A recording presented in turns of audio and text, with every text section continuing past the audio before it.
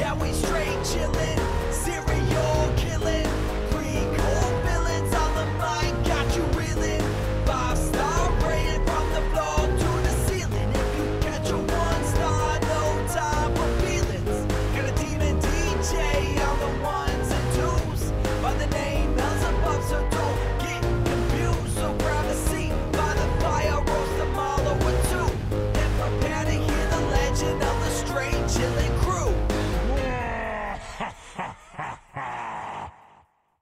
What up, nerds, and welcome to another tremendous episode of Straight Chilling, the weekly horror movie review show where you chill and we kill, slice, dice, and chop up yet another horror movie or horror TV show. My name's Bob. I'll be your host for the evening. This is episode 391, recorded on Sunday, October 2nd, 2022. Tonight, we're talking about The Simpsons, Treehouse of Horror, episodes 8, 9, and 10. Before we get into it, let me introduce everyone else on the show. First up, calling in from Washington, D.C., we got our boy Randu. What's up, man? Mush him up good. Hey, buddy, how's it going? What the fuck is that bump from? What is happening? I mean, Bob, shame on you. Shame on you. Shame. I'm gonna let that fat log sit on the platter for you, my friend, wow. and later you'll kick yourself. Am I supposed to be turned on by the shame and the log, or just I one? mean, One or that's the other? entirely Is up that- to you and your list of kinks, my friend. Shame me more, brother. Next up, calling in from South Korea, we got our boy Soju. What's up, man? Oh, what up? It's your boy, Caramel Cod Stains. That is Yum, also yum. very sexual, and it's Mm-mm. making me hungry, to be honest. Horny and hungry. Whoa. Deadly Man, combination. That Bob's Pet Life account my- is just full of stuff. It's my natural state of existence, to be honest with you. Last but not least, as is tradition around these here parts, we are welcoming back our good friend Warren. What's up, buddy? Guys, what is going on? Oh my God, you're too kind. I just want to say it is an honor to be back for a third, well, technically like a fourth time, but a third time doing this. I look forward to this every year. Cannot fucking wait. Let's go. Hell Let's yeah, man. go. Warren is the authority, I would say, when it comes to a podcast on The Simpsons. He knows basically everything there is to know about The Simpsons. And we've been doing this. This is our third year in a row. So a couple years ago, we covered 1 through 4. Last year, we did 5, 6, 7, 8, 9, and 10 tonight. So yeah, it's become a bit of a straight chilling / Simpsons is greater than tradition. Warren, do you want to go and let everybody know where they can find your own wonderful podcast?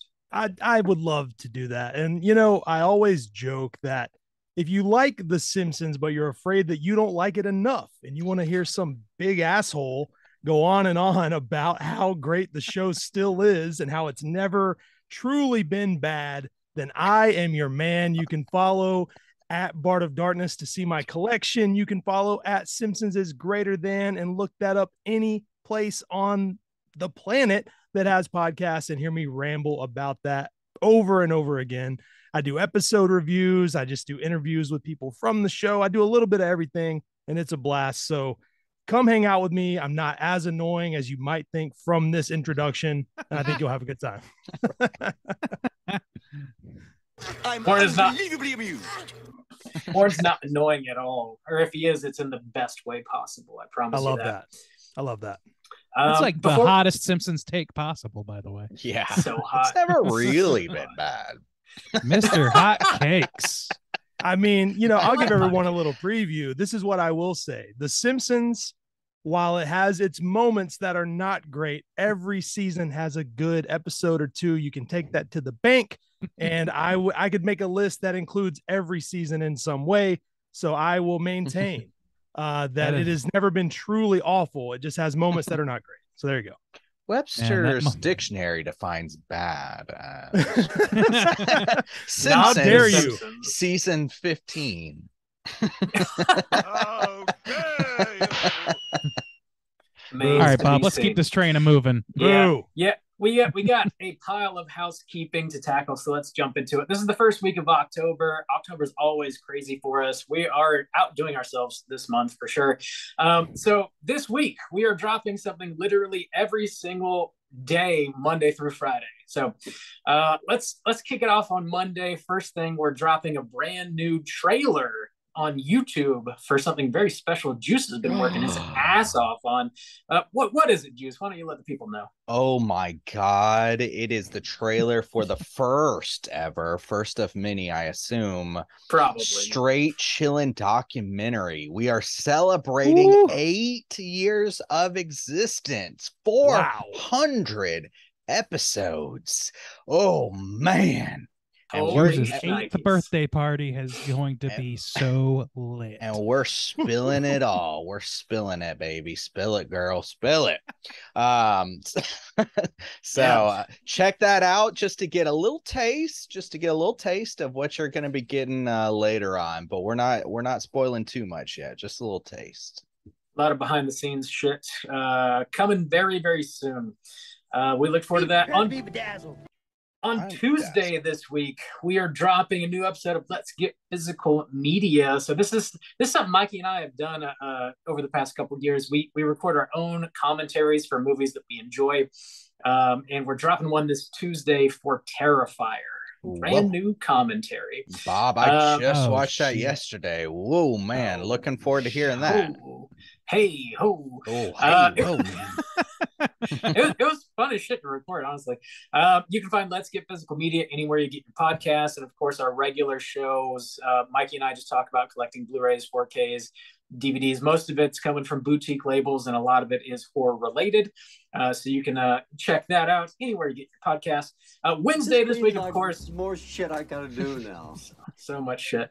Wednesday this week is, of course, our normal episode dropping. So you are listening to this episode most likely on Wednesday this week. Thursday, we're dropping a very special interview with your boy and ours, Chris LaMartina, who is the director from probably most well known from WNUF Halloween Special. Of course, he just had a sequel drop. God, yes, come with me.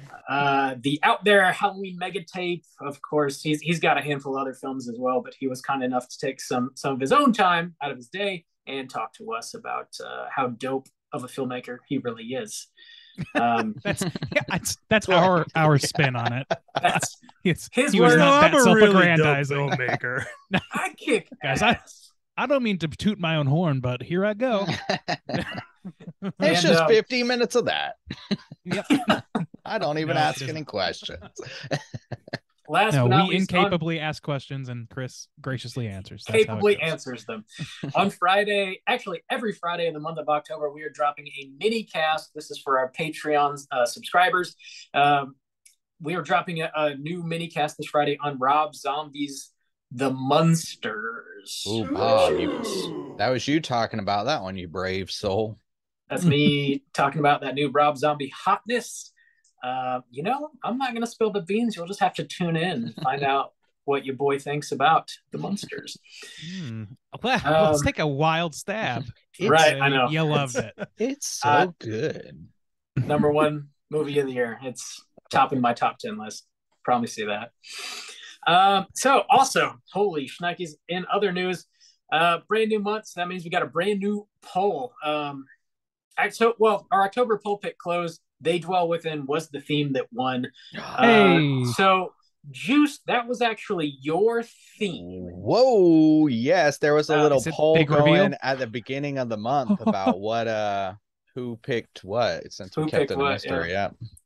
God. They Dwell Within was Justin's theme for our Halloween extravaganza episode. Randy's was Psycho Killer Keskase, and mine was Eat the Rich.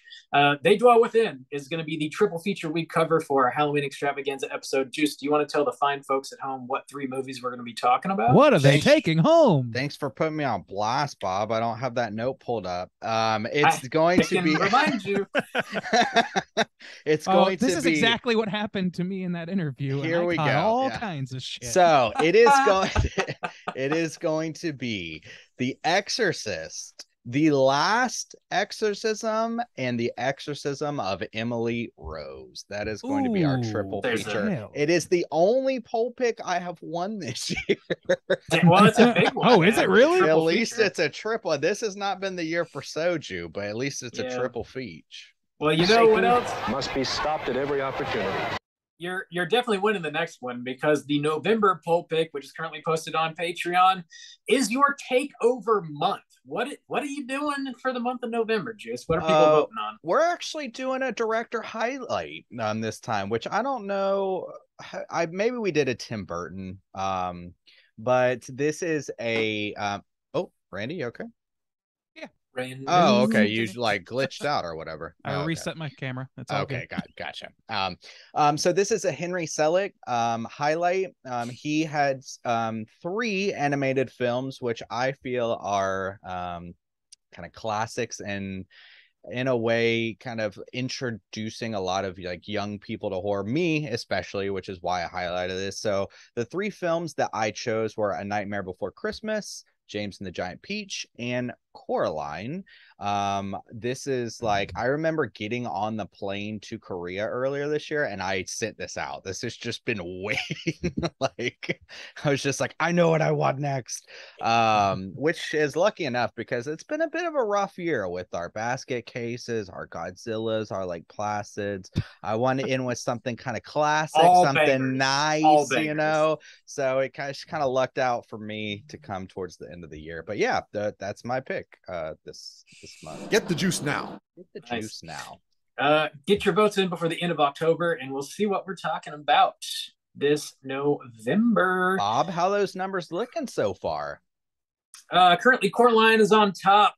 Nightmare Before Christmas is a close second. And last I looked, nobody has voted for James and the Giant Peach. Oh, James. Peach is oft overlooked. Yeah, it is, but it's still good. It's still so good. It is So still plump, so right. and juicy. Speaking of Patreon, we got not 1 but 2 brand new Patreon supporters. Oh, we gotta shit. give mad This is shouts still out to. housekeeping. I know, we have so much housekeeping. This house is filthy. We will actually Big- get to a review soon. Big thanks to the librarian and also your boy Zach for signing up on Patreon and showing us all the love. Every dollar you guys contribute goes right back into the show. We really fucking appreciate it. It helps us keep the show going for real, as is tradition around these parts. We owe you both the straight chilling salute. These go out to the librarian and your boy Zach. Slap my ass. Oh, God. Slap me in the ass. Slap me in the ass. Slap. Oh, We're gonna have red cheeks this month, baby. Yes, Let's thank go. you. Thank you, squad, for them double Rosy red. Keeping it slaps. raw. Also, I want to say thanks for everybody for joining our watch party last night. Shudder did a surprise screening of that new hotness from your boy Dario Argento called Dark Glasses. Squad turned out. The party was thick, and it was a lot of fun. Also, we're doing another, this is a Patreon exclusive. We're doing another Chilloween party. We did this last year, and we had a wonderful turnout, so we wanted to do it again. It's happening Friday, October 14th at 9 p.m. Eastern Time. It's basically a digital Halloween party. We all get together on Zoom. We're going to play some horror trivia, and we're also going to encourage you guys to dress up in costumes, and we're going to hand out gifts for whoever wins trivia and whoever wins the costume contest. And we're also going to screen a surprise movie to cap the night off. It's just a really fun, like low-key hangout with everybody that shows us love on Patreon. And it was a lot of fun last year. So yeah, I know like we're all spread out over the world, and this is just kind of a cool way for us to get together and celebrate our favorite holiday. We're the first people to discover Zoom. Nobody's get-togethers. ever done it before. We're the only We'll people never do it again. ever. The technology ceases to work after the first try. After this year. Hey, Bob. Yes. Bob. Yes. What? Did you know that the 80s classic The Lost Boys and Poltergeist have new 4K restorations out? Did you know this? Have you seen this? What? Have you heard about this? Oh my God. Oh my I God. didn't know. Yeah, man. You didn't know. Of course you How didn't can I know. get them? You never stay abreast of releases. I don't know Yeah, shit man. about anything. 2 movies that revolutionized the horror movie genre with original storytelling and Ooh. unmatched cinematic direction. Unmatched, Bob. And guess what? I agree. Guess what? What? And guess what? There's a What? reason I brought this up. Why? It's because we're going to have 3, not 1, not 2, 3 digital downloads for these films given out as prizes at the Chilloween party this year. That's right. That's right. You heard I'm me. clutching my fucking pearls. Why? That is insanity. Because they're not physical. We're giving away No. digital downloads. Yes. Okay. Well, listen. I talked to the people that provided these to us, and they heard about your little psychotic commitment to physical media. And okay. fortunately for you, they are releasing both physical and digital formats Oh, in thank 4K God. in the restoration. So you can cry about it a whole lot less. Okay. Oh, I gotta buy them. I gotta buy like 8 copies right now. I'm going to the store. Buy See you later. 8 copies right now. Right and now. just put them on that shelf behind you, and then 69 never look at copies. them again. Probably. I'm doing it. Um, I gotta take out a loan. no, man. But please go buy it. That way you can relive the fascination and fear of both. Oh, Poltergeist and the Lost Boys now on 4K Ultra HD. Bob, Get the Poltergeist Lost Boys now. Get it. Get it now. get the juice now. Well, that's Get the wonderful. juice now. Thanks That for was my spreading the- very That's that was my wonderful. very comfortable and organic statement about restored Blu-rays. All right, Very that's sincere. wonderful. That's just great. Thanks for the kind God bless words, America. You know, That's my what I say. friend. Hang out for the Chilloween party Friday, October 14th. Play some trivia, dress up. Maybe you'll win some free movies and some other shit too. Yeah, I think that is actually all I have for housekeeping. Is our house clean? Holy shit. Oh my Clean. God, it better be. This house is clean. All right, the bump says we got it clean. All right. Who Let's does get to the main spooky season event. like straight chilling? Nobody. I know, dude. Nobody does. You heard it here first. like us. Allow us to fillet ourselves. Let's get in the main event. We're talking Simpsons Treehouse of Horrors, and we're kicking it off with the back of the box. What's on the back of the box?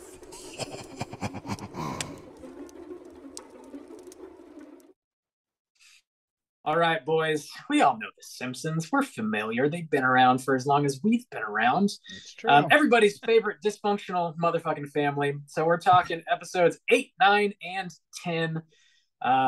These aired 1997, October 97, 98, and 99.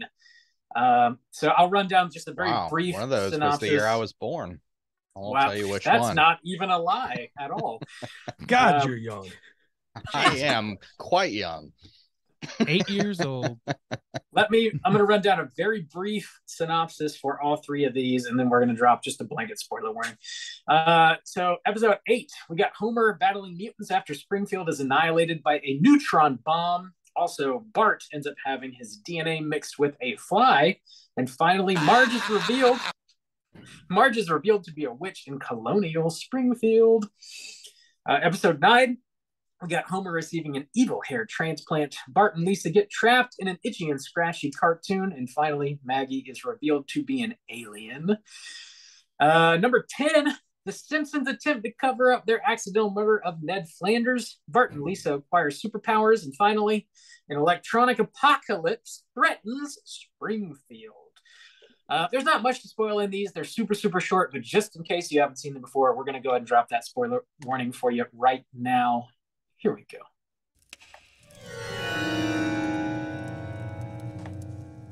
Spoiler warning.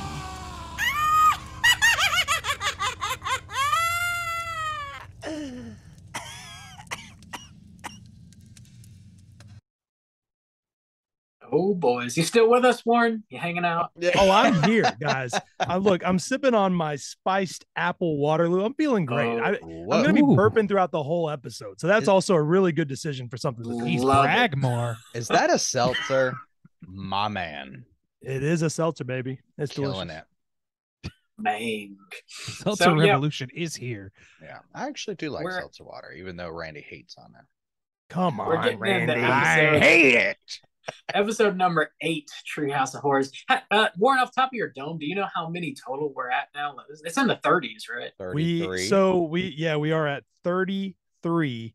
If you count the other Halloween episode, Halloween of Horror and Thanksgiving of Horror, we are at 35, baby. Whoa. 30. Oh, Nice. God That is damn. Warren, I Insane. watched them all this year.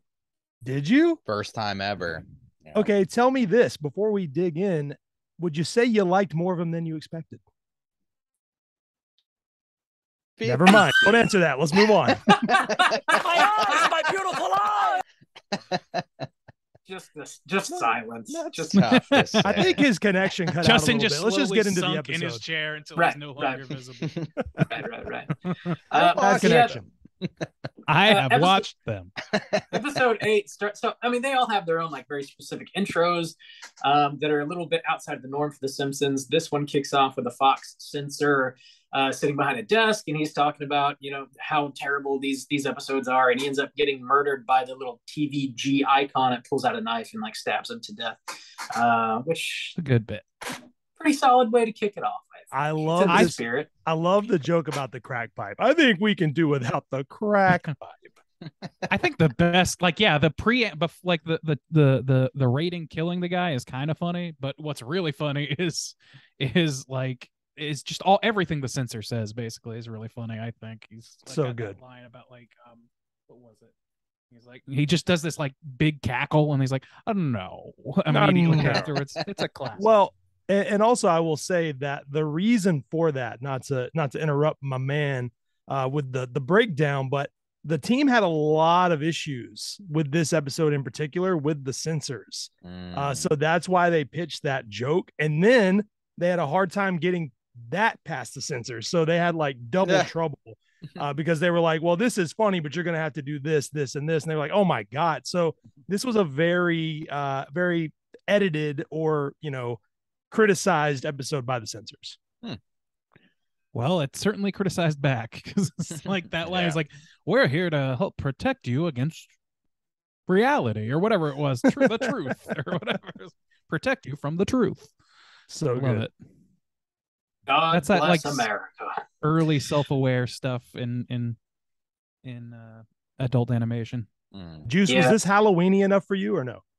The whole episode for sure. Yeah, I actually I was digging Happy on to have this. that with I'll this say it in my final review. But yeah, the opening, I was like rolling my eyes a little bit. The jokes were funny. I thought you had mentioned last year where somebody came in and was like specifically trying to add more gore. They were like, I want to add more gore. And I thought this was one of those moments, like the jokes were funny but then when it started stabbing him and then it went from G to PG to up and up or whatever, it was like, okay, like hammer it home a little bit too much. It's not spooky, but it was okay. The first segment kind of kicks off. It's called the Omega Man, which is a play off the Omega Man, which I believe it's a Twilight episode, a Twilight Zone episode, right? Twilight. It's just Twilight, the movie franchise. The Omega Homer, episode. Homer sort of accidentally becomes the last man on Earth, and it gets like overrun by these zombie type creatures. Nice.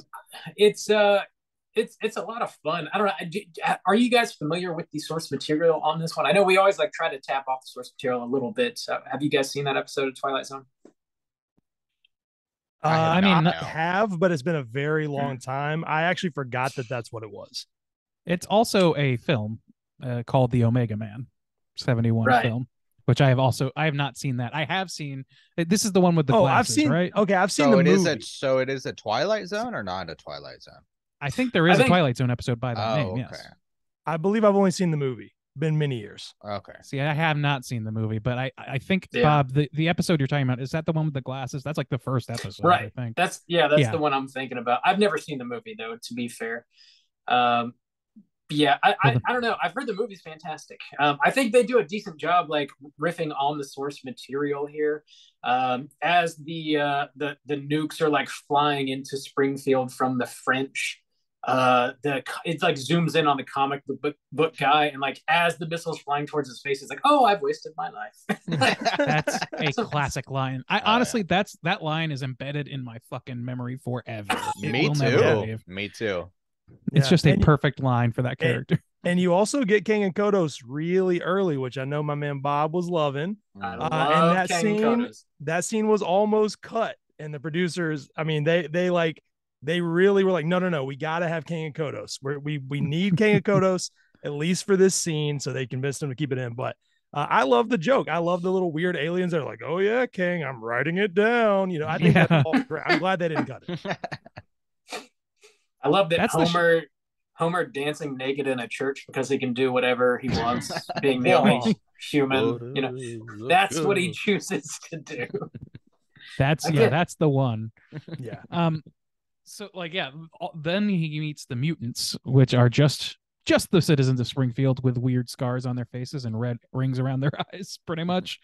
Supposedly undead, and they begin to give chase in a doom buggy of some variety that made me laugh greatly. I that's not something that I like specifically remembered from this episode, and I laughed pretty good when I saw them get into like basically a wacky racers machine. Like not even dude, wacky. it's Holy got like the shit. skull. It looks like fucking Mad Max or some shit. It's great. Yeah. And this Yeah. one happens really, really quick too. I feel like it moves like super, super fast. All the stuff with Homer in the church is super funny. You know, it's like the sign says today's sermon, Homer rocks. And then you just get him dancing naked.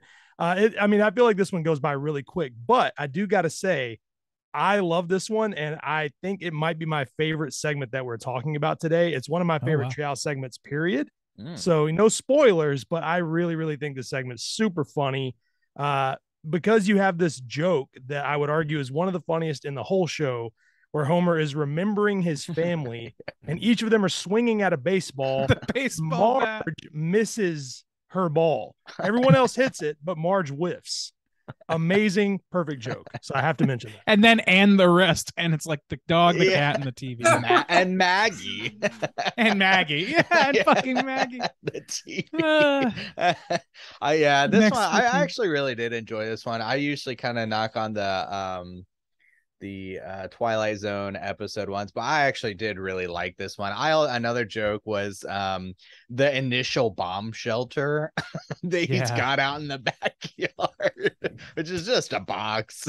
And then also just the whole joke of him, you know, being in the bomb shelter as the bomb drops and him being completely oblivious, and then even punching that skeleton and being like Milhouse's so dad proud. still of got it. himself. That's great. That's great. Yeah. It is a funny bit. Like I would say, like, you know, I don't know how, like, in terms of Halloweeniness, it's not the most. This is definitely one that's kind of skews. It's more of a sci-fi concept. But it's still post-apocalyptic. It's still got mutants and shit, so it works. It is. I think it's darker than some of the normal sci-fi stuff that we see from the Twilight Zone episodes, because I don't know, something about the mutants, and it feels like it's just got this, like, the skeletons, the charred skeletons out in the streets and stuff like that. It feels darker. It does feel darker. It does. Darker than you would expect from Simpsons even at the time, I think. So I dug on this vibe. Yeah, I agree. This is one of my favorites. I think we're going to be talking about. It's super funny. It's unfortunately very relatable, and I think it just holds up. It Mayor Quimby opening up with whatever he says about the fringe. I stand by my ethnic slur. Exactly. Took the words right out of my mouth. That is. I love that we're, line. We're living in those times right now. Yeah. That's a Simpsons predicted moment. I'm sorry. Good Lord. Yeah, good, very good shit. Anything else you guys want to talk about the Omega Man before we move on to the next little bit? I will just the lead say paint. that. Oh, sorry. The lead paint is great. Lead I will paint just gag is say that him dancing naked originally was supposed to be like in the altar, and the censors were like, okay, you got to clean that up a little bit. So that's another thing that they made them change. Damn. They made it to where he's just in the front row. So they were trying to go even harder with this bit to where Homer was just, you know, so sacrilegious. And I love that the person who really wants to kill the mutants is Marge. She's like, friends with mutants. Oh my God, never. You know, like she's so disgusted by that. This I is think like that's super funny. Yeah, this is like a good Marge episode. We'll see later, but like she's a lot more following her own intuition in this one, Right. rather than like often the joke for her is that she's just very submissive to a fault, to an insane fault. That ain't this Marge, not this No. episode. Yeah. Well, let's go ahead and jump into the second segment of the first episode. It is called Fly vs. Fly. It's obviously riffing off the movie The Fly. There's a scientist with a yard sale, and Homer buys this teleportation device, and Mark jumps into it and gets all fucked up. We've all seen The Fly, right? Or at least one version, the 50s or the 80s version, one or the other. Was it this year that we just covered it, or was it? Yeah, we've covered both on the show. The 50s version. The 50s. I think we covered it this year. It might have been last year. It might have been last, but it was early this year.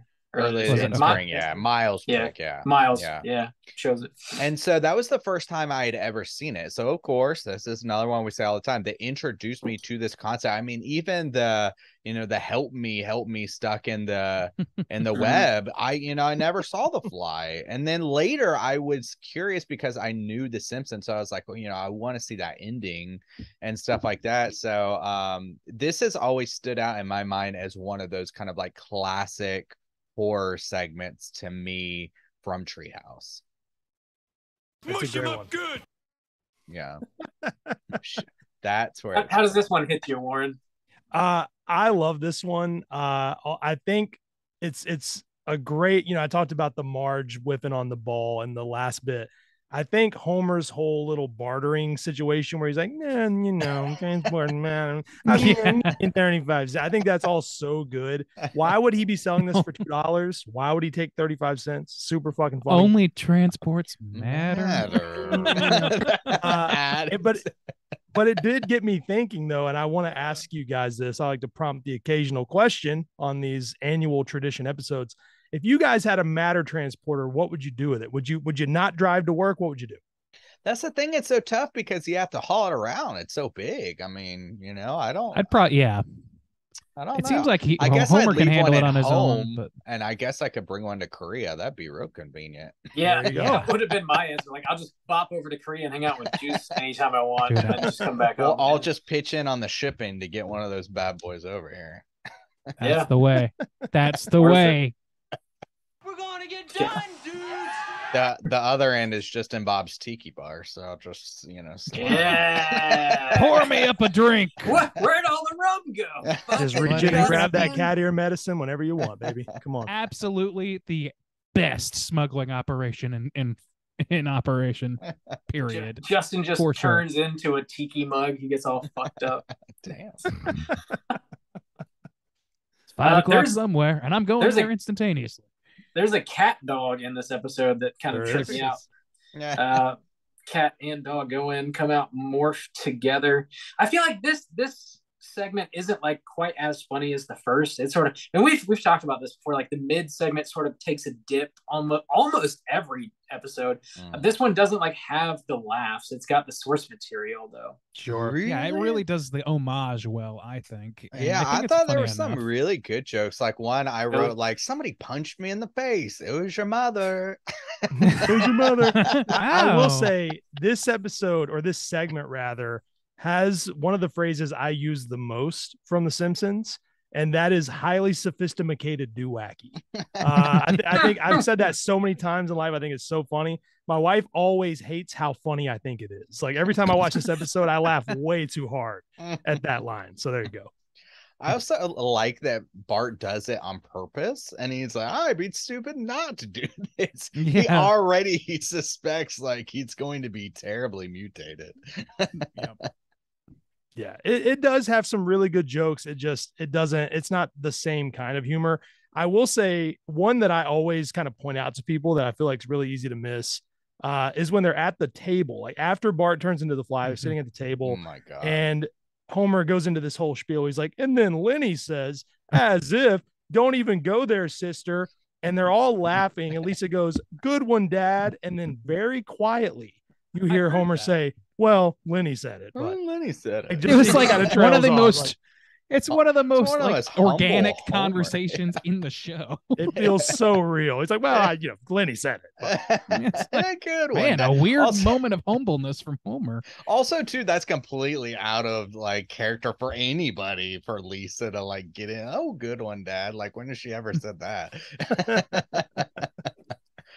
But yeah, that was a good joke. The one that's always stuck out in my mind too from this segment that's like truly disturbing is Homer kissing the fly head and the slime like on and off. Oh, that has always just like been embedded in my mind. It's like disgusting. And Yeah, like the idea behind this fly. They're a little too accepting of him also. Like they're like, oh, I think that's Bart. Well, the pants are a dead giveaway. Like they're just instantly like, well, I guess that's in time we'll adjust to it. And it's like that afternoon and they're just sitting there having dinner. It's pretty fucking great. I also love the cat ear medicine that's in for some reason a beer can. And then Homer going, God, that's good. That's classic. See, I actually put Classic. the note of like, this is one of the best middle segments ever. I wrote that. So like, I really I will agree with you. I think it's got the humor, but I don't think as many of the jokes are as like bust a gut funny. They're all very chuckle worthy though. I think. Yeah. I think my favorite joke of it was when they're referencing the original Fly, where Bart's laying on the spider web saying, help me, and the spider crawls up and he just like slaps the spider in the face and he's just like pretending to be stuck. The spider's so pissed. Yeah, shaking his fist in the air. Good shit.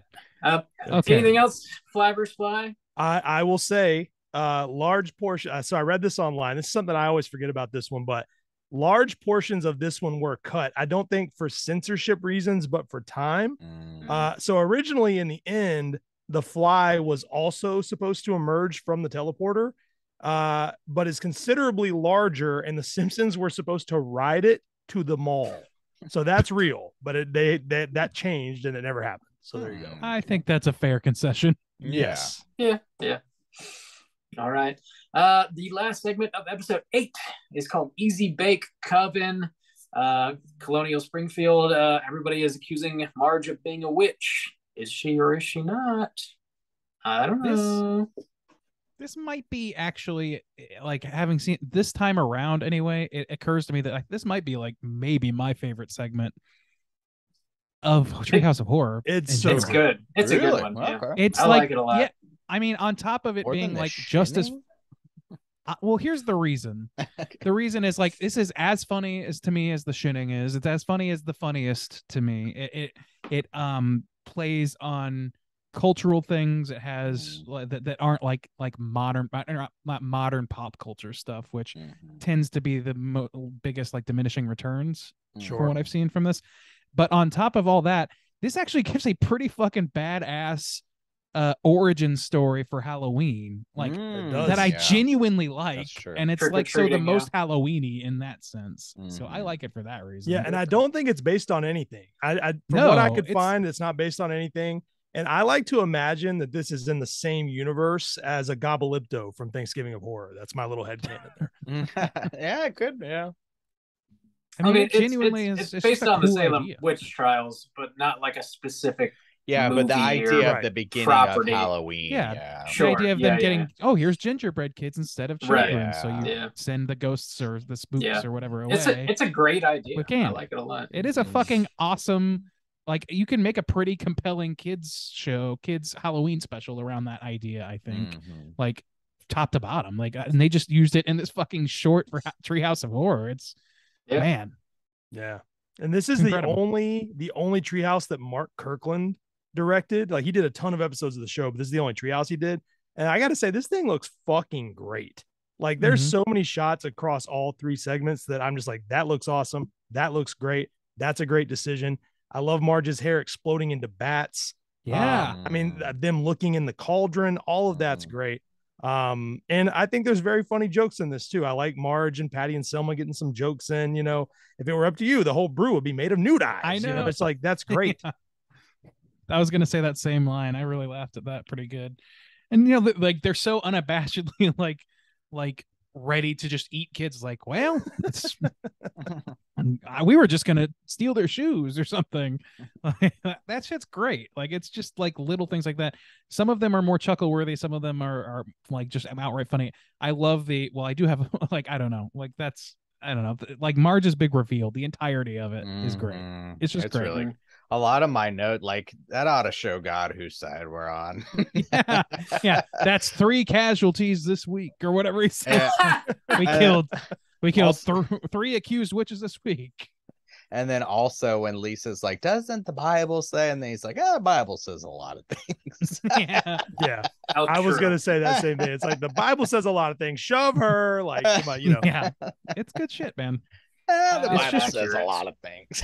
I think like honestly, it embodies pretty much every major thing that I want out of a Treehouse of Horror segment personally. Mhm. Mm. Yeah, it's So- got the spooky vibes that I love. I love that it's like based around the Halloween. It's got good jokes. Yeah, Mhm. this was Krabappel's this, got a scarlet letter.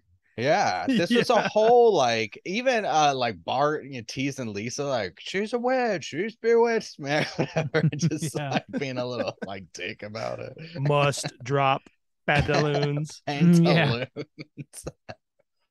Love God. it, man. It's Mhm. perfect. The, Homer It's like- egging his house at the very end because nobody will open the door and give him candy. And then just out of spite, dimes Love on it. Lisa for calling him out. Love it. Yeah. Great. Yeah, I love this- Homer's outfit too. He's got the little gypsy The outfit genie. on. It's great. Yeah. Mhm. Yeah. Or genie, I guess that makes more sense. Yeah. This one is original and hilarious. And yeah, it's solid, man. It's definitely I don't know. What one of my favorite of all 10 episodes, I would say.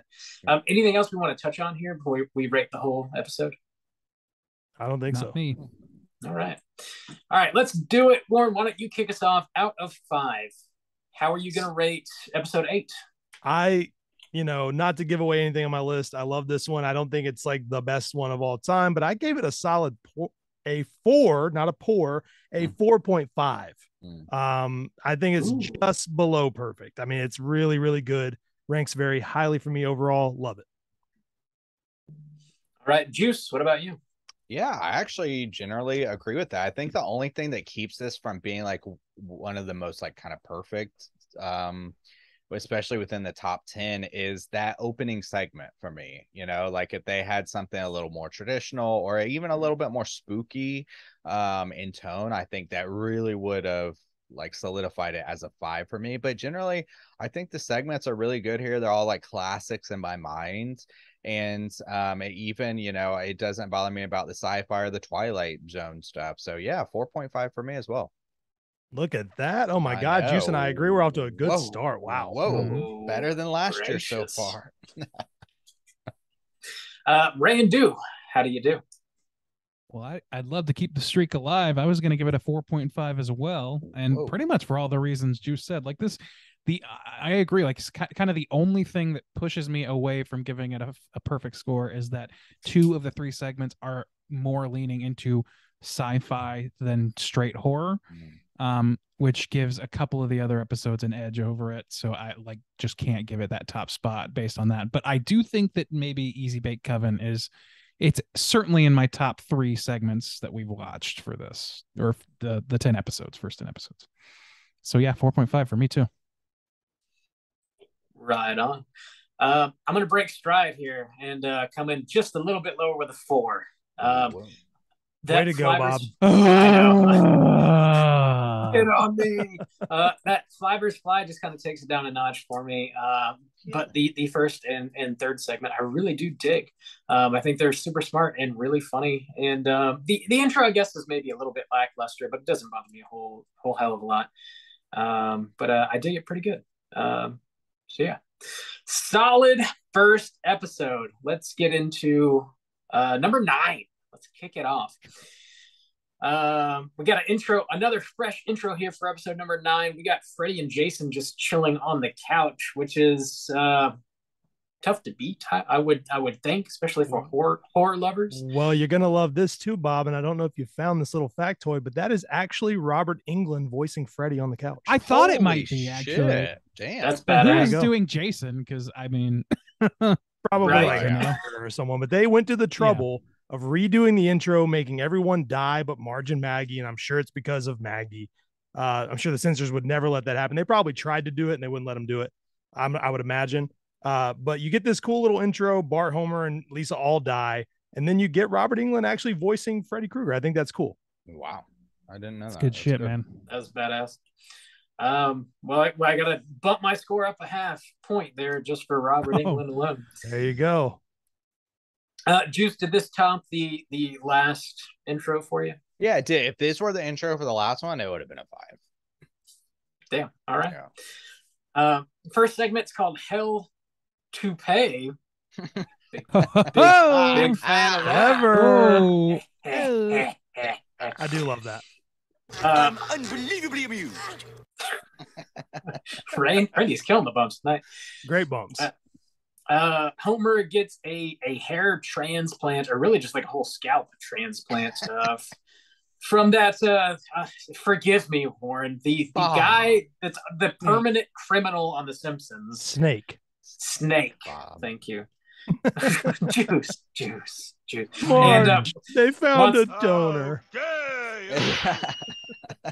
once that happens, he starts acting like Snake and doing all kinds of crazy shit, trying to murder people, breaking the law. Yeah, what's up? Like, probably the funniest thing that I'd never noticed before is just that they don't tell you what the transplant is right away, and they just let you wonder what the fuck is he getting transplanted. As they're watching the news about him dying on the TV, exactly. That's pretty good. And then Dr. Nix brings out the scalp, and it is smoking. Yeah, and he does it with a pizza cutter, which I also love. And he punches Homer in the head to knock him out instead of using the it's so good. Fucking Dr. Nick. Oh my god. If you want me to bum you out real quick, I'll just bum every listener out right now. Great. In the original version of this segment, Troy McClure was supposed to moderate the execution of Snake, and he was murdered before he could record the lines. So they had to reanimate it, and they got Ed McMahon to do it instead. It's still very funny. But if you just want another reason to be sad, there you all go. Happy Halloween, fuckers. You're welcome, asshole. Man, that's what a terrible thing. I don't know why I'm laughing. Phil Hartman's one of my favorite comedians of all time. It's fucking tragic and very sad. And this episode would only be better if he were in it. So yeah. Pulling out for your boy. Yeah, I think this is like very loosely based on probably several horror properties. The one that springs to mind first and foremost is a movie called Body Parts. This guy gets like an arms transplant done, and it's from a serial killer, and he starts acting like the serial killer. I don't think it's like specifically riffing on that movie, but just that sort of trope, I guess. I think that's just kind of been around for as long as horror has been. I think they do a decent job with that. I think there's some solid jokes here, specifically when he starts like going through and killing all the people that like basically ratted Snake out. He kills Apu and throws him in the squishy machine, and then like Wiggum, thank you. It's just like drinking the squishy like with the corpse juice in it, realizes the corpse is in it and keeps drinking it anyways. Like, how long you let me keep drinking? Fantastic. It's like looks like he's suffered a lot, Chief. Yeah, I love that. Yeah, it looks like he suffered a lot. It's just ankles sticking out of the damn thing. It's I mean, even the Mo death is so funny because he's like, wow, somebody's a grumpy Gus, like sitting in his fucking underwear eating penicillos. Like, dude, that cereal. I never put together that and his comment earlier about a serial people with syphilis. Beautiful. That's just a pin that they knocked down perfectly, and I just so good. God. I love when he's punching the hair, and it's just attached to Bart's face. It's my face, you idiot. Yeah, and then he starts joking him. I love that the hair is like animate. It's its own character. Yeah. Like towards the end, when it's free, it's like trying to escape. The cops are just like shooting it over and over again as it's trying to crawl out the window. It's like impervious to pain. It's amazing. This is another like great way to kick off I think an episode of Treehouse of Horror. I don't specifically with like Freddy and Jason, and then rolling right into this segment. I don't really have a whole lot of complaints about this. Did this not hit for any of us, or is this a pretty successful? I think it hit pretty well. Yeah, it hit pretty solid. Yeah, it's like it's not my favorite in general, but like I think that I don't think it has like the same level of guffaw to me. Yeah, like it lacks in that department. It's weird seeing Snake's voice come out of Homer. That's like that's strange. But there's like really good jokes. I mean, like I said, the Mo joke is incredible. The Marge saying if your fly weren't open, you'd look just like Roger Moore. That's a great joke. Yeah, I mean, I think this one shows a lot of self-awareness. And for that, I love it. Yeah. I dug it. Solid I enjoy it. Mm-hmm. Solid shit. It's on the lower end of what I like in terms of all the segments we've seen from 1 to 10, though. It's just got a lot of competition, honestly. That's the thing with this whole thing, like I felt I was trying to pick like my favorite segments for each one, and I got to this number 9, and I was like, they're all pretty medium, like they're good. Yeah, I'm like, they're I like like them all, but upper they're medium, not, but medium. yeah, they're not like, oh yeah, that's the one. They're not iconic to me, like the Dracula bit or the Sure, Shining, yeah, or exactly, any of these like big boys. This The Devil and Homer. This segment is the one that stood out to me from this episode. The other two took a dip in my opinion, anyways. Yeah, I thought they're all pretty standard, but also too, this is one, like we just talked about The Fly, and we talked, Nightmare on Elm Street, The Shining and stuff. I don't think there's any like real specific kind of spoof in this one. There is actually. It's just really? more. It's just a more recent one. Which one? Which is going to come in our second. Oh, okay. sketch. Okay. Do you want to just lead into it, Bob? So we we can roll into the second spot. This one is called The Terror of Tiny Toon. Basically, Bart and Lisa get sucked into the television in an episode of Itchy and Scratchy, and they're trying to not get murdered, and insanity ensues. So, what is that riffing on, Randy? Shocker. I mean, this is a shocker, right? Because they start like the end for those.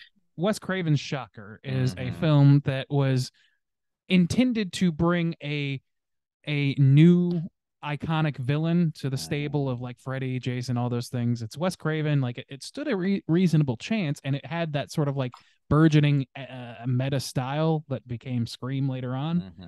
So like it's got that going for it, and it's about this guy who's electrocuted in the electric chair, and then I forget the exact specifics of it, but somehow through some mechanics, he's able to live as like an electrical ghost who goes in and out of television sets and just appears on TV where he's not supposed to be. Okay. And that's what they end up doing with the Regis and Kathy Lee bit and these other things. Interesting. See, they credit it to this movie from the early 90s called Stay Tuned, which I've never seen, but it has, oh my God, who's the, Jesus Christ, I just read it. It has Eugene Levy. So it's from a Eugene Levy movie.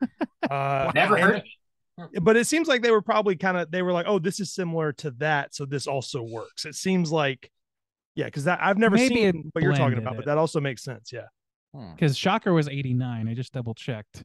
And I don't particularly love that movie, but I do like that scene of it where he's like jumping in and out of there's a lot of, and that's how this movie ends. So I got to think that there was at least some thinking towards that. I'm sure they tend to sort of pull some ideas together. Yeah, that makes sense. Right. So it's probably like people getting, Stay tuned. It looks like the whole like poster is people getting sucked into a television. Oh, well, interesting. I want to watch that. Maybe that was it then. I always assumed it was Shocker because it's like, that's what I've seen. And that's so similar. Interesting. We got to cover Shocker on the show now. Classic. We got to, just like I gotta watch both last year. My beautiful eye. Gotta cover Basket Case. There you go. Yeah. So this one bit. Yeah, I was gonna say this one lacks the jokes for me. Like the Regis and Kelly bit is funny, but like that's what really stands out to me. Those people. I don't know. Was this particularly funny to you? I love the first joke with Krusty. Tonight I'm going to suck. I read that one down too. Yeah, perfect joke. That's like a classic sort of vaudeville style joke. Spoiler again, this is actually my favorite of this episode. I don't think it's that funny, but I think it is because it's supposed to be a riff on like Looney Tunes in a way. So a lot of the jokes are very stupid on purpose. But I do love Homer, watching the TV and being like, oh, what are Bart and Lisa going to do? It feels like that was sort of the point, but I do agree it's not very laugh out loud funny. That's exactly what I was going to say. Sorry, go ahead, Juice. I was going to say, I also happen to pick this one for my favorite, but it was kind of up in the air between the Toupee one. Again, like I said, they're all kind of medium. But like there was some good. One of the things that sticks out or that has stuck out in my mind over the years was the piranha gag, the reverse where he's all skeletons or whatever. Yeah. That was pretty good. And I think just the change in animation style. There was one note that I made that I was like, man, I think that probably would have maybe kicked it up a notch for me. Is I do like that they start off with Krusty and it's a Halloween special, and then Homer is dressed up. I like the hobo gag. Yeah, that was pretty funny. And even when they first go into Itchy and Scratchy, there's still some Halloween stuff going on because that's the Halloween special. But when they're like running through the town, like the Toon Town or whatever, they start to lose those vibes. They don't keep it up. And I was like, if they would just like kept those spooky vibes, I think that's what kind of elevated this one for me. Is they were specifically riffing off themselves of like the Halloween special, and they, you know, Krusty was dressed up and Homer was dressed up and they're going trick-or-treating, so that kind of knocked it up a little bit for me. But I thought they should have like even gone further with it. Yeah, and you get the Scratchy O lantern, which is great. Yeah, that's fabulous. And I don't know, I like, to me, I just agree with Warren. I think where it's like not the one that I think is funniest by any means, but it is one that I like. I'm fond of it. Like I love the conceit of it, and I like you were saying, like it's somewhat goofy in an intentional way. Yeah. To where it doesn't feel like super out of place to me. And that, you know, that can be tough for an adult animated show to really toe that line well. Right. I think. So and you can tell the animators had fun with it too, because they love doing Itchy and Scratchy. So I think that comes across. And you know, you get a Poochie cameo. I like that. The colors are beautiful. I think it looks fantastic, like the world that they're in. So yeah, I mean, I do really like it, just not that funny. I also like the Itchy. They're like, they're laughing at your pain. It's like, why would that, I don't know, I just like that kind of Itchy running on the hamster wheel. It made me laugh. It was really dumb, but it made me laugh. he just goes to work. I'm like, oh, yeah, I'm gonna run on this with checking his watch. Starts timing it. Yeah, this one is kind of charming. It is. Good word. I think that's true. Yeah. So what about our third entry, Bob? Charming and murderous. So yeah, the third segment here is called Starship Poopers. Awful name. Whoa! Which is definitely riffing on Starship Troopers. Doesn't really have much of anything to do with that movie or the plot of that movie. It does have aliens in it. So this is where we get Kang and Kodos here. And like on paper, I feel like this should be very funny, and it doesn't quite work out. Basically, Maggie turns out to be an alien, and she is the offspring of Kodos, or Kang and Marge, I guess. Get it on, and that's where Maggie comes from. This does have a couple solid gags, but overall, for some reason, I feel like it didn't totally like engage me. I think they do this thing where they've got like Regis and Kathy Lee in the second bit, and then here they go on to Jerry Springer. Yeah, they're doing this like weird, I guess, like Fox crossover thing in this episode that like kind of hits Regis or misses. I don't think so, but it is more like modern pop culture stuff. And I was going to say that same thing. And this is kind of where that, to my mind, starts kicking off in a bad direction. Like these aren't bad. This one isn't bad by any means. I like it, but it starts pulling in more modern references, and then eventually what sort of like diminishes the returns entirely for the stuff is when it starts to just basically be what's a reference we can make this year. Oh, Twilight's out, let's do a Twilight. I definitely agree. And that might surprise you, but I do agree. Yeah, it just really doesn't, like, it just feels a little forced in a way that referencing The Fly doesn't. Like, you know, it, like, you don't reference like some of these things that they've already done parodies of without having a love for the material.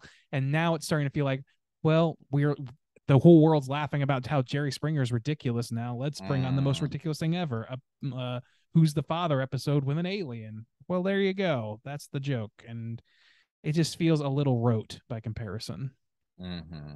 Well, and also I was just looking, Starship Troopers had just come out in 1997, and even just like referencing it but not actually including anything kind of feels like, I think they only included it because Starship and then pooper. Like it's literally just sure, like yeah. alien Because baby. it's a baby. Yeah, Yeah. right. Yes. Yeah. Like, and that's fine. Like I don't really have an issue with that. Like the titles are low stakes, and as far as I'm concerned, Sure. and they've been hit or miss even with the good episodes. But it just like, and this is like this segment is not bad. I like some of the political stuff in it, but it really feels like a pale comparison to Citizen Kang a few seasons back. Oh, which is yeah. just Yeah. also one of the all-time segments of Treehouse of Horror for my money.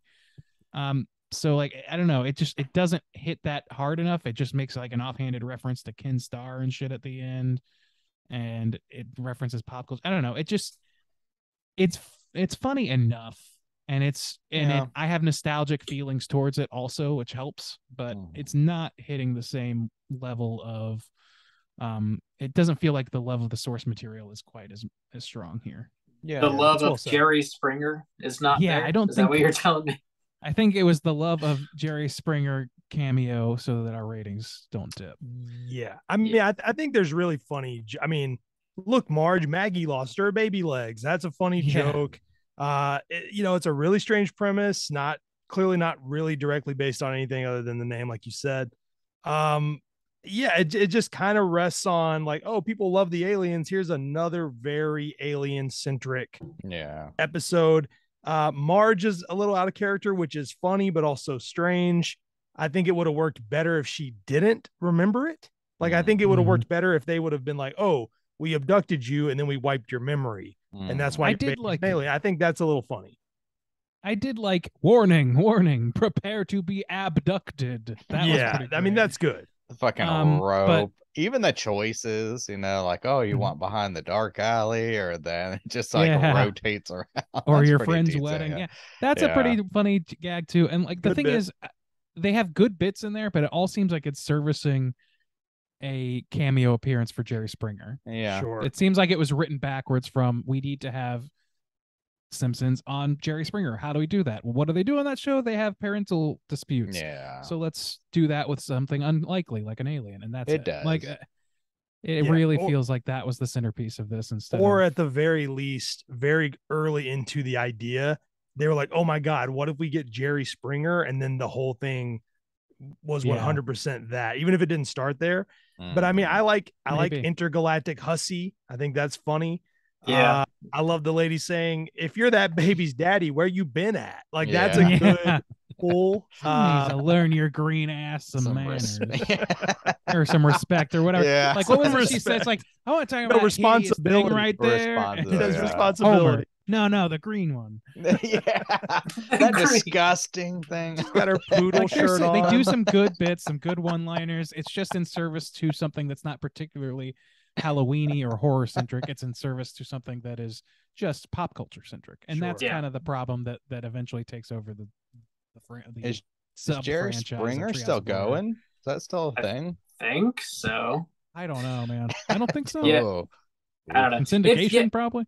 It feels out of place, and it's definitely not timeless. So it's sort of like a double Mhm. negative here. It just feels kind of awkward, even if it does have Yeah. a few decent Mhm. jokes in it. It's just sort of like an underwhelming way to end this episode. I think not the worst though, not the best either. No. Anything else we want to touch on before we rate episode 9? I don't think so. All right, let's do it. Warren, episode 9. How do you feel? So, I had to give this one a 3.5. I was going to give it a 3. I gave it the half point because I really do like the first two a lot.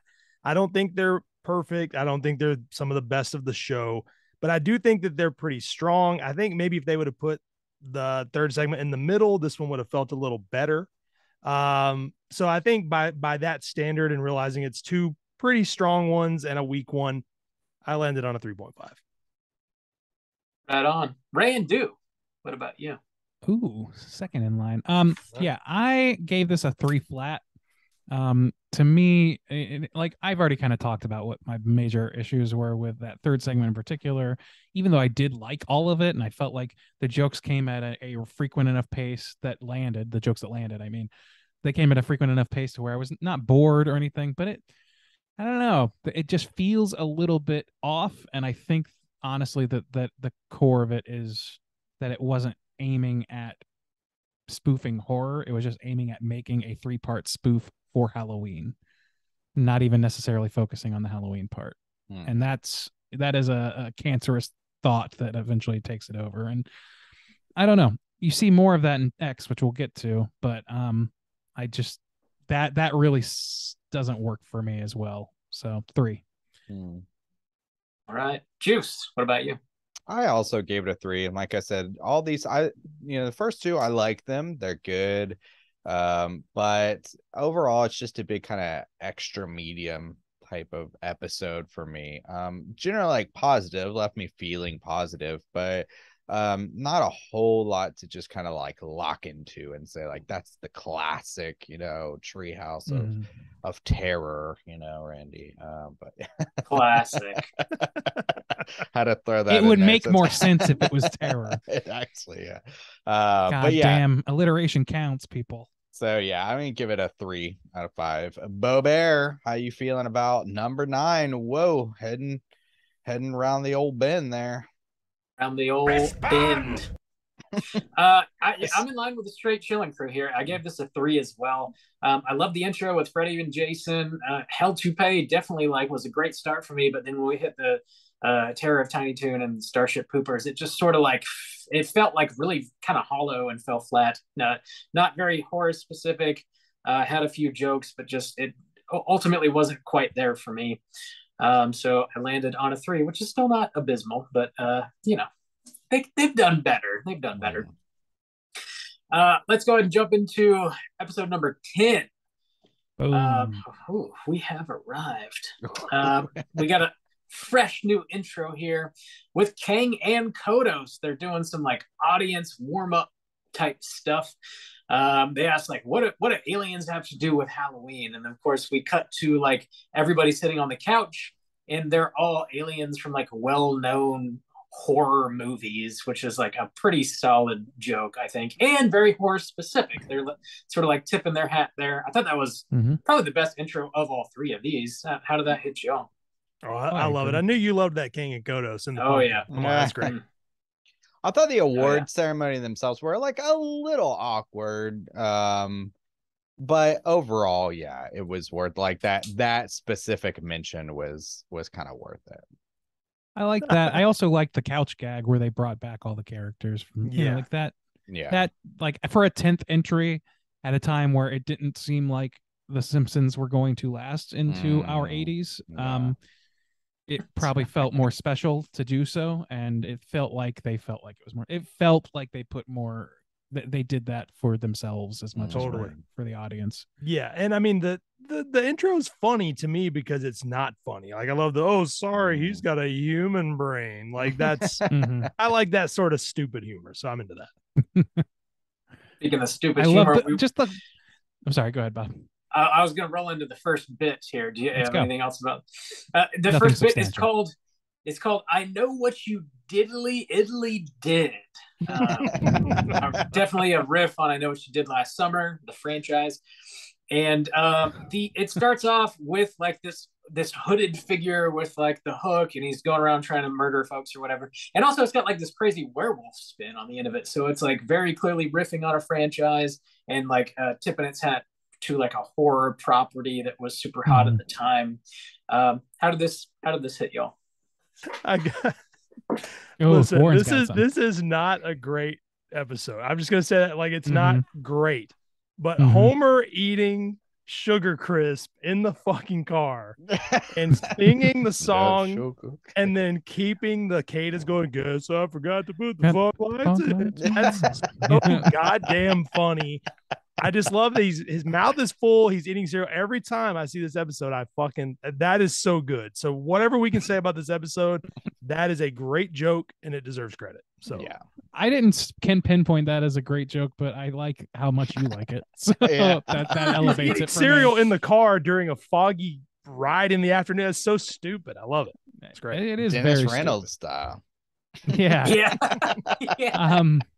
I have a method. Yeah, no. So it just so happens I watched. By watch, I mean I turned on while I was doing my daily drawings. I watched. I Still Know What You Did Last Summer, and Buddy, Oof. Talk about feeling like a product of their time. Yeah. That fucking movie definitely does. And that's one that I really like latched onto as a kid. It's just one of the early horror slashers that I got to see at all. And so like, I don't know. This feels like capitalizing on something that's capitalizing on something. It's like a photocopy of a photocopy because it's clearly Scream. Like Sure. it's this Scream oeuvre of offshoots that this comes from, but it's not Scream. They're riffing on something that is now largely not thought about very much, even that much in horror circles or whatever. It's really more of a distant memory. So this is where that heavy plague of very, very recent properties or very, very recent references being the centerpiece for Treehouse of Horror started taking hold, and it starts seeming more and more like the fucking Bill and Ted show at Universal's Halloween Horror Nights, where it's just it's just like referencing, mentioning that, oh, they're like Jennifer Love Hewitt is a hot thing. Let's mention her, and people will laugh just because we said her name. Like it's got that sort of feeling to it. And it doesn't really work for me, this segment. This really well, so I would say this is the best for me of the three. I'm not sure if I can pick a best. Well, yeah. So I don't know. I just this one, at least, you know, it had the specific like horror reference. I Know What You Did Last Summer. Ned was pretty solid, him doing his speed walking, being super goofy. There's one time I wrote, it was cracking me up, but I can't remember what I said, but Homer whispering to Ned, like whispering in his ear or whatever. I wrote that down. He's talking to dead Flanders, and he's like, okay, so if anybody asks if you're dead, you're gonna say you're not dead. Like, that's really good. Like, they're doing this whole like, it's clearly funny. I just think it's a bad reference. I feel like they wanted to do something with Ned, and somebody said, oh my God, if we do a reference to I Know What You Did Last Summer, we can call it this. And they said, done, say less. And so it's not, you know, I like the bit. I like Homer. Oh, no, you know, no autopsy. Like, there's great jokes in it, but it's very rushed. It happens very quick, and it's a little too far. Like, it's a little too wacky. So that's my only issue with it. I also like the joke too of like when he's like, oh, we got away with it, and that was pretty easy. He's like, you know, I never liked that Wiener Millhouse. Just trying to kill other folks. It's good. I think that it's got the best jokes. Yeah. This is my favorite of the three in this episode as well. Whenever Homer's like on the roof and he's like, oh, Ned's helping me clean the chimney, and he just chucks him off the roof, but Maude walks inside and misses it. I think that's a fantastic joke. And then towards the end, when they're getting chased down by the werewolf, they run out of gas. Homer's like, oh, well, I guess why don't you hide over in the pet cemetery, and you in the abandoned roller disco, and I'll go skinny dipping in the lake. And just all these like other horror tropes that they're hitting on, I thought was really, really funny. Having like a weird werewolf spin on the end of I Know What You Did last summer doesn't really make sense, but also it doesn't really bother me that much. It's The Simpsons. I can roll with it fine enough. I like this one fine though. I think it's pretty funny. It's got enough jokes, and I dig the reference. Yeah, I mean the whole like, so you were gonna kill us, like the whole like, you know, insincere laughter. Yeah, you know, that's good to me. I think it's a good joke. I just think that they're better than that. But Homer impersonating Ned is truly really goddamn funny. I just want to, you know, him talking to Maude but just sounding like Homer, but for some reason Maude believing it. That's good. Yeah, but yeah, good shit. Yeah, whatever. Anything else we want to touch on for this segment? Nah. All right, rolling on. Next up, it's called Desperately Zeking Xena. And here's another sort of like random reference. We got Xena, warrior princess, in this episode here. There's a lot of head shaking for those that are only listening to this. This is my favorite of the three. I actually really like this one, so fuck you guys. Randy, you're muted. Hey, fuck you. Oh, Randy's mic is muted. Yeah. There you go. I'm not sure how that happened. Yeah, you're good. Yeah, now. I did that because I didn't want to hear his bullshit. So Shut up, Randy. Man, that's always been an option, and nobody's ever exercised it. So I'm doing pretty good. So we got Lisa and Bart. They become superheroes. Stretch Dude and Clobber Girl. They end up getting a TV show. and Xena's doing like a Q&A, and she gets abducted by this evil supervillain called the Collector, and they go to try and rescue her from him. Basically. So it's got this like weird superhero kind of vibe to it, but also Xena is in it. This has like nothing to do with horror in any way, really. It's just about Xena, I feel. Or I don't even this sci-fi. Or I mean, it's yeah. like a spoof. They did a spoof off like the old, Batman, the really goofy Sure, yeah. superheroes or whatever. This like maybe the worst segment. Yeah, that like we've what is Oh, come happening? on. What's happening? Dude, in the first 10, I think this might be the worst one. Oh man, I'll take this one over. I know what you did, Italy did, but Really? this is what I will say. The only thing it has to do with Halloween is that they turn into their Halloween costumes. So I mean that's kind of the only way they get there. I guess I only like it because it's ridiculous and there's a lot of jokes that reference like, nerds and collecting. And, I do like comic book guy as a character. So I like that he's this pathetic loser that's trying to collect humans. As a spoof, it's funny to me. But if you think about it too much, it makes less sense than anything they've ever done, even for Treehouse. So I guess I get that critique.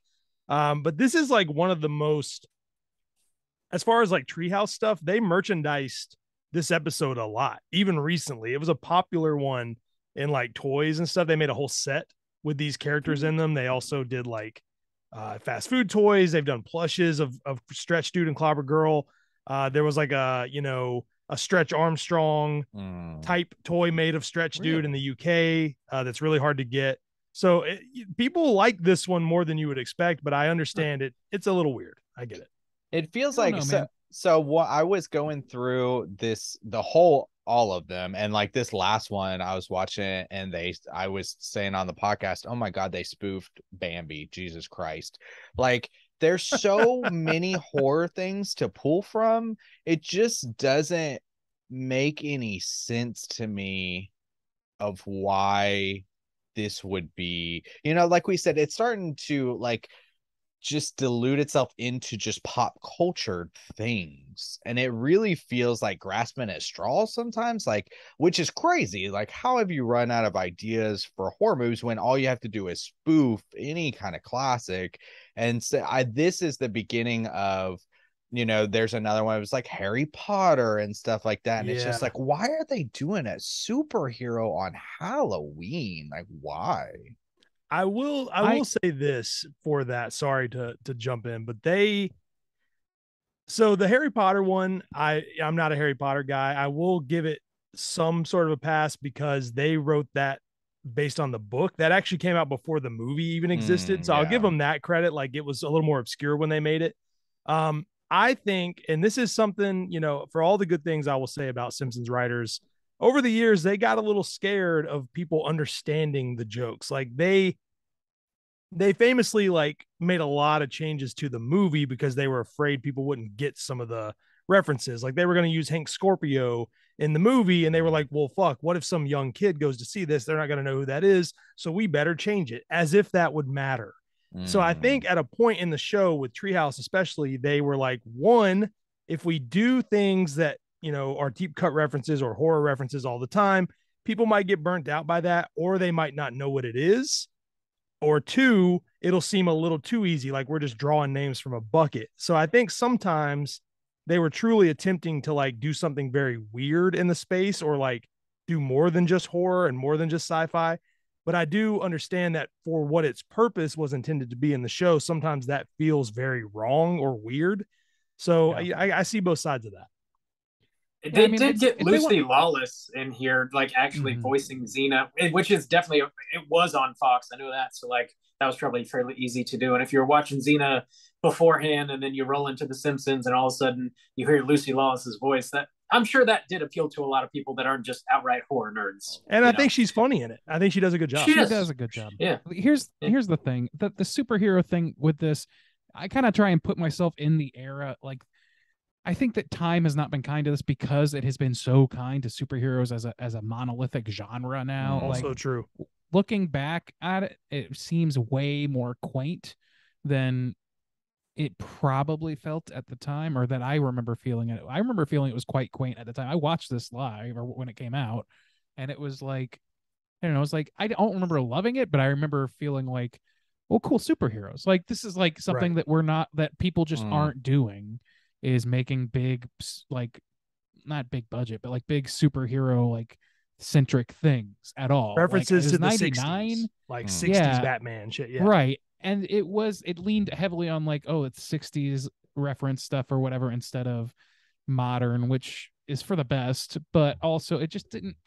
I don't know. Like I'm with Justin. Like there's nothing Halloweeny about it. And if you want to have like how many episodes are per season? If they want to segment out, may have a segmented like trilogy episode not associated with horror, they can do that. There's plenty of space on their schedule to do that.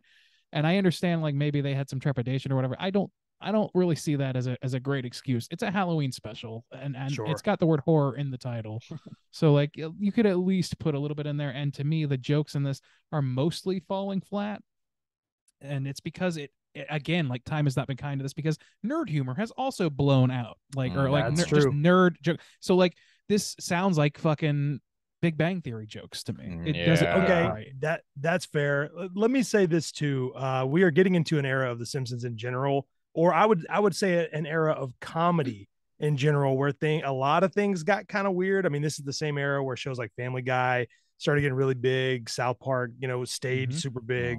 Humor was getting a little weird, and as I've said on my podcast a lot, like Simpsons sort of felt that pressure to like keep up with that humor, or like, oh well, we want to do jokes like that too because we don't want to fall out of relevance. And I think this is where we really start to see that like on the show. I personally believe that they recovered from that, but I think this speaks to the era very heavily because things were just things were getting a little weird. Like you had to sort of make casual sex jokes, and you had to be a little more a little more raunchy, like Marge is going to say some things she wouldn't normally say kind of deal. So I think we're feeling the effects of that, and this is like the beginning of that, like you were saying earlier. I think that's totally true, and it's just one of those things where it's like I can understand why it came out the way it did, but I am not happy with the product. Sure. And it has not only gotten more and more tin sounding to my ear as time has worn on, just because of the circumstances of the state of comedy now. Sure. So. Yeah. I did enjoy the double-sided lightsaber gag where he pulls it out of the packaging and then freaks out because it's no longer a collectible item. But yeah, go ahead. I was just poo-pooing your opinion. No good. No, Okay, that's fine. Also, that came out in '99, which would have been the year Phantom Menace came out. So it's also that thing too of getting like now we're looking back and Phantom Menace is super old, but it's like that just came out. It really does feel like they're just starting to like it feels like kind of like Warren said, it kind of feels a little desperate, like when somebody's worried that they're not going to be relevant, and so they start doing things to try to be relevant, but then it just comes off as their kind of real like life pathetic or cringe. Yeah. And you're like, oh, that's how I feel about this. It reminds me of a time that has passed, a simpler time. Yes. Well, I'm gonna argue with Juice and his silent but very loud opinion earlier about future treehouses. There are more good treehouses, I promise. There are some bad ones. Yeah, sure. There are some that I don't like, and I think that they like missed very heavy. Like specifically, there's one where Homer can only talk through farting. I think it's one of the most unfunny things ever. But the person who wrote it is one of my favorite writers from the show. I think she's hilarious. I've had her on the podcast. I think she's great, and also has written a ton of very funny episodes.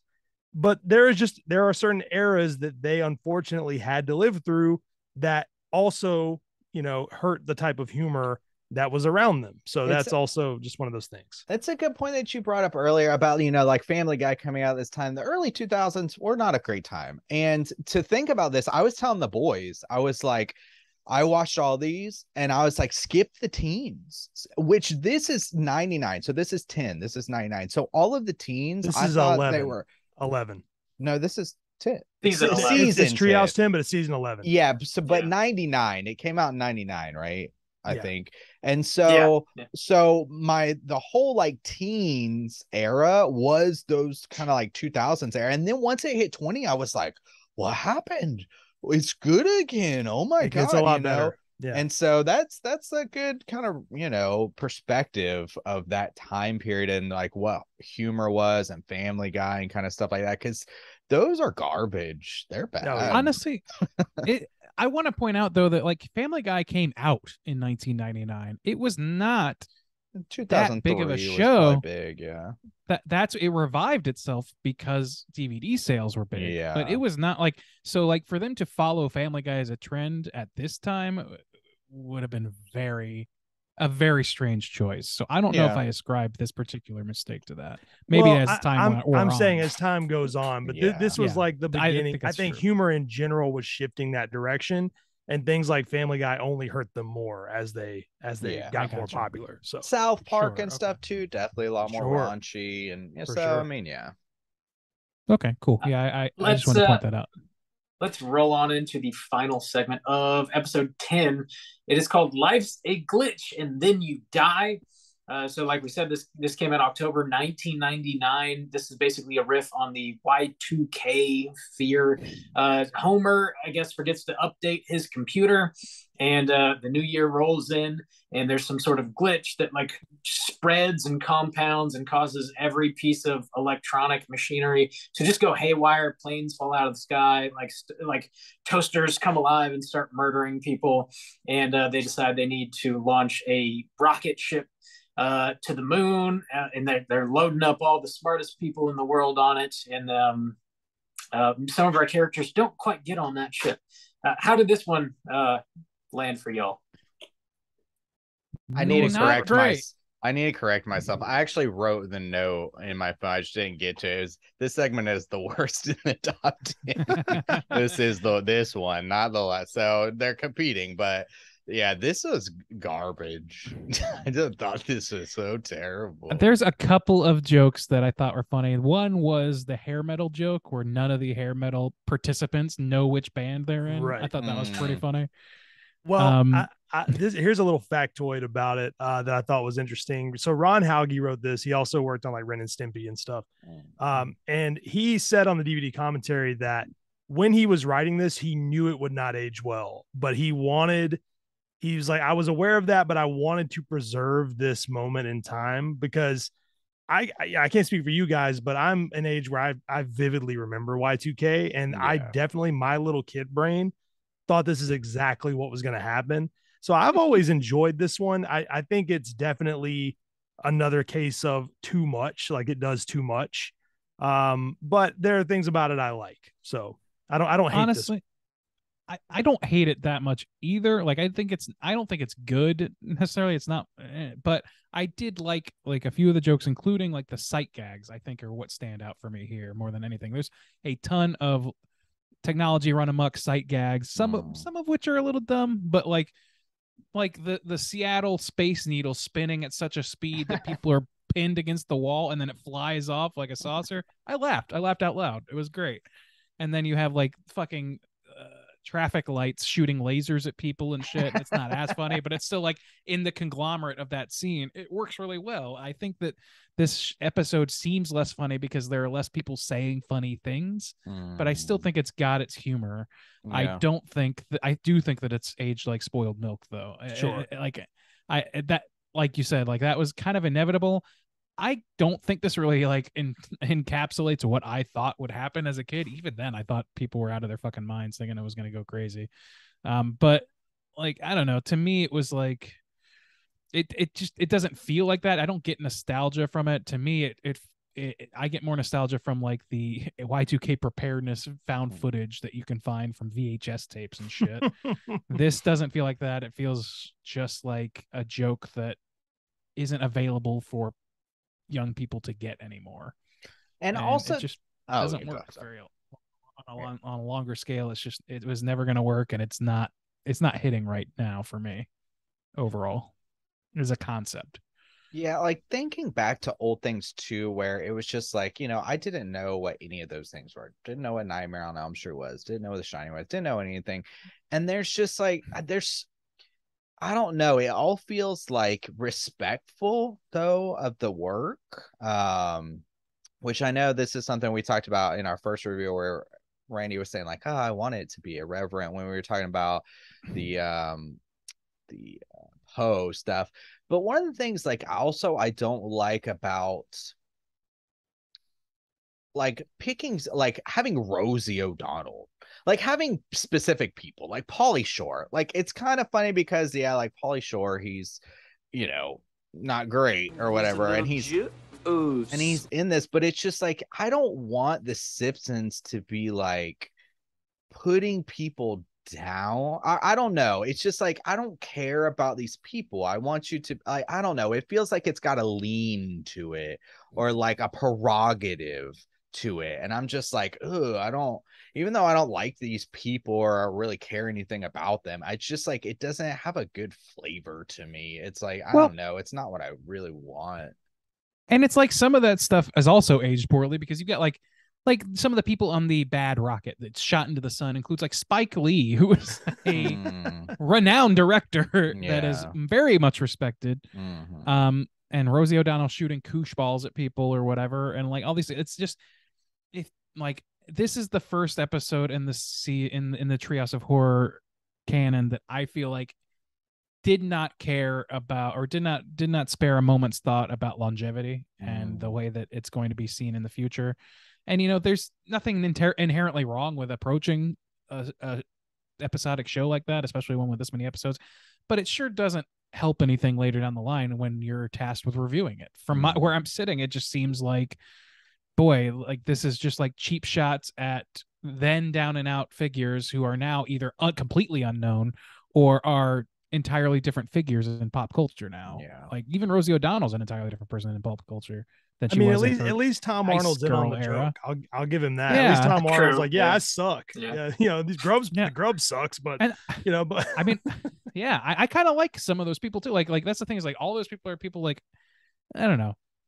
No, I don't know. Now, like it's like if we watched an episode now where they did that and it was like, I don't know, fucking Bill Cosby's on the good one. You know, it's like, sure. I don't know, not if they made it now, but like there's too much baggage, including all of these different figures. It does not lend itself to aging well, I guess. Is the short version. It feels cheap. It feels like, again, it feels like a Mad Magazine bit. Yeah, when you're getting into the like what's hot right now, what's hip, Rosie O'Donnell, you know, like let's make fun of her. It's like it feels like low-hanging fruit. It's like it doesn't feel like you're doing your job well. It's like the other stuff is like, how can we take, you know, classic kind of stuff, horror, and make it smartly funny, you know, and put it in these gags. This doesn't feel like that at all. It feels like cheap shots, low-hanging fruit. What's on the it looks like somebody like turned on the TV and was like,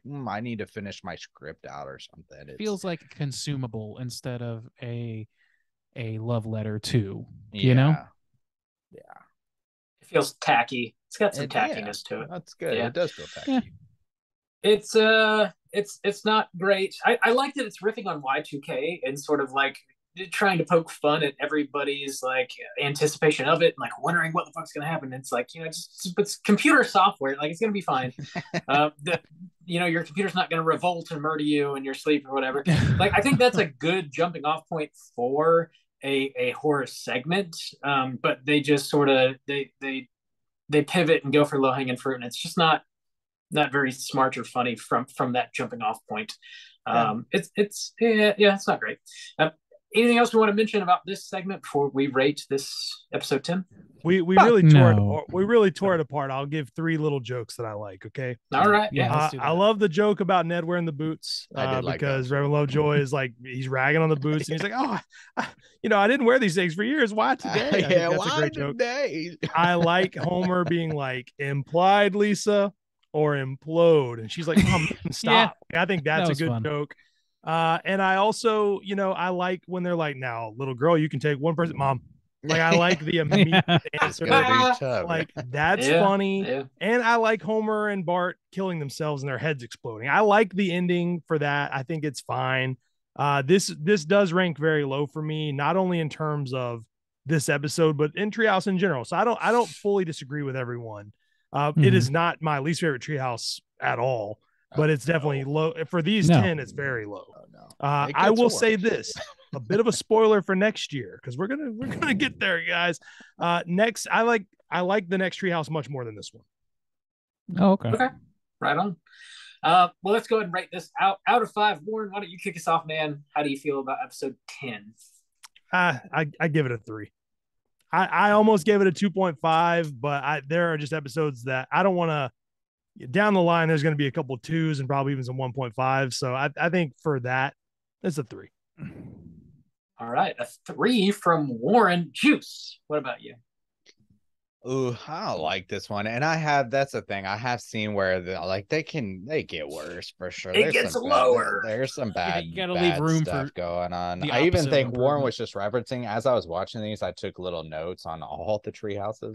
And I think there's a segment in the next one that might be worse than this, but oh my God, please tell me you can just edit it out. I gotta hear what you it's the dolphin one. That no, one's garbage. dude. Okay. Oh God damn it. Anyway. I watched that today, actually. I love the Did you? dolphin one, man. I do Okay. like Snorky Talk Man. I like Yeah, that it's bit. funny. I like dolphin. Okay. Cool. So anyways, this one I think I'm gonna rate at a 2, and that really is gonna go towards the first Ned Flanders one. You know, they pick a horror movie. It's not like a classic. I know what you did last summer, but I think that they captured the, kind of typical vibes of what I want from a treehouse. These other 2 were not only were they not spooky or like they didn't feel like horror at all. And I guess you could even say Y2K is okay, but then I say, okay, early in this episode we recorded about one that talked about the apocalypse happening and was infinitely more successful and so much with the mutants and stuff. So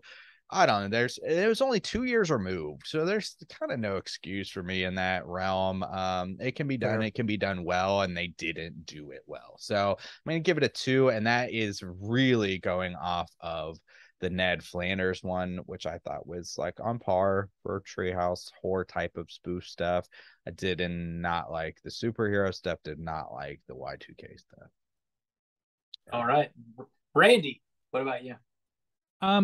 Yeah, I am going to go with a 2.5. I think that as a collection of independent jokes, there's some stuff to like here. Not love for the most part, but to like. I don't like really any of the segments on their own merits. Like, I don't really think none of them really are Halloweeny enough or funny enough or interesting enough for me to want to.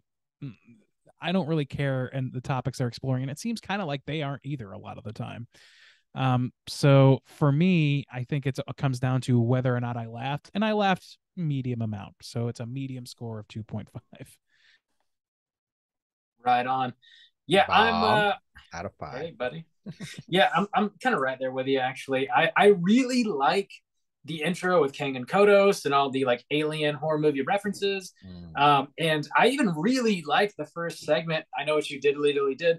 I thought it had a ton of hilarious jokes, and it's referencing a horror franchise, which as we've already talked about, a lot of these don't do. And it's got that sort of surprise werewolf thing at the end. And then the line with Homer talking about the pet cemetery and the skinny dipping in the lake and all that shit just fucking killed me. I thought it was really funny. That I was on board at that point. And then we get Xena out of nowhere, and then this Y2K thing that really just feels like a bunch of cheap shots at celebrities at the end of it. Could have been a really cool way to end the episode, I think. And even Tom Arnold rolling in it and sort of being in on the joke. And even Pauly Shore, I feel you can only get so mad about seeing Pauly Shore and anything, but it doesn't. I can get so mad. So I am so mad about. I am livid. You can be sure I'm untethered.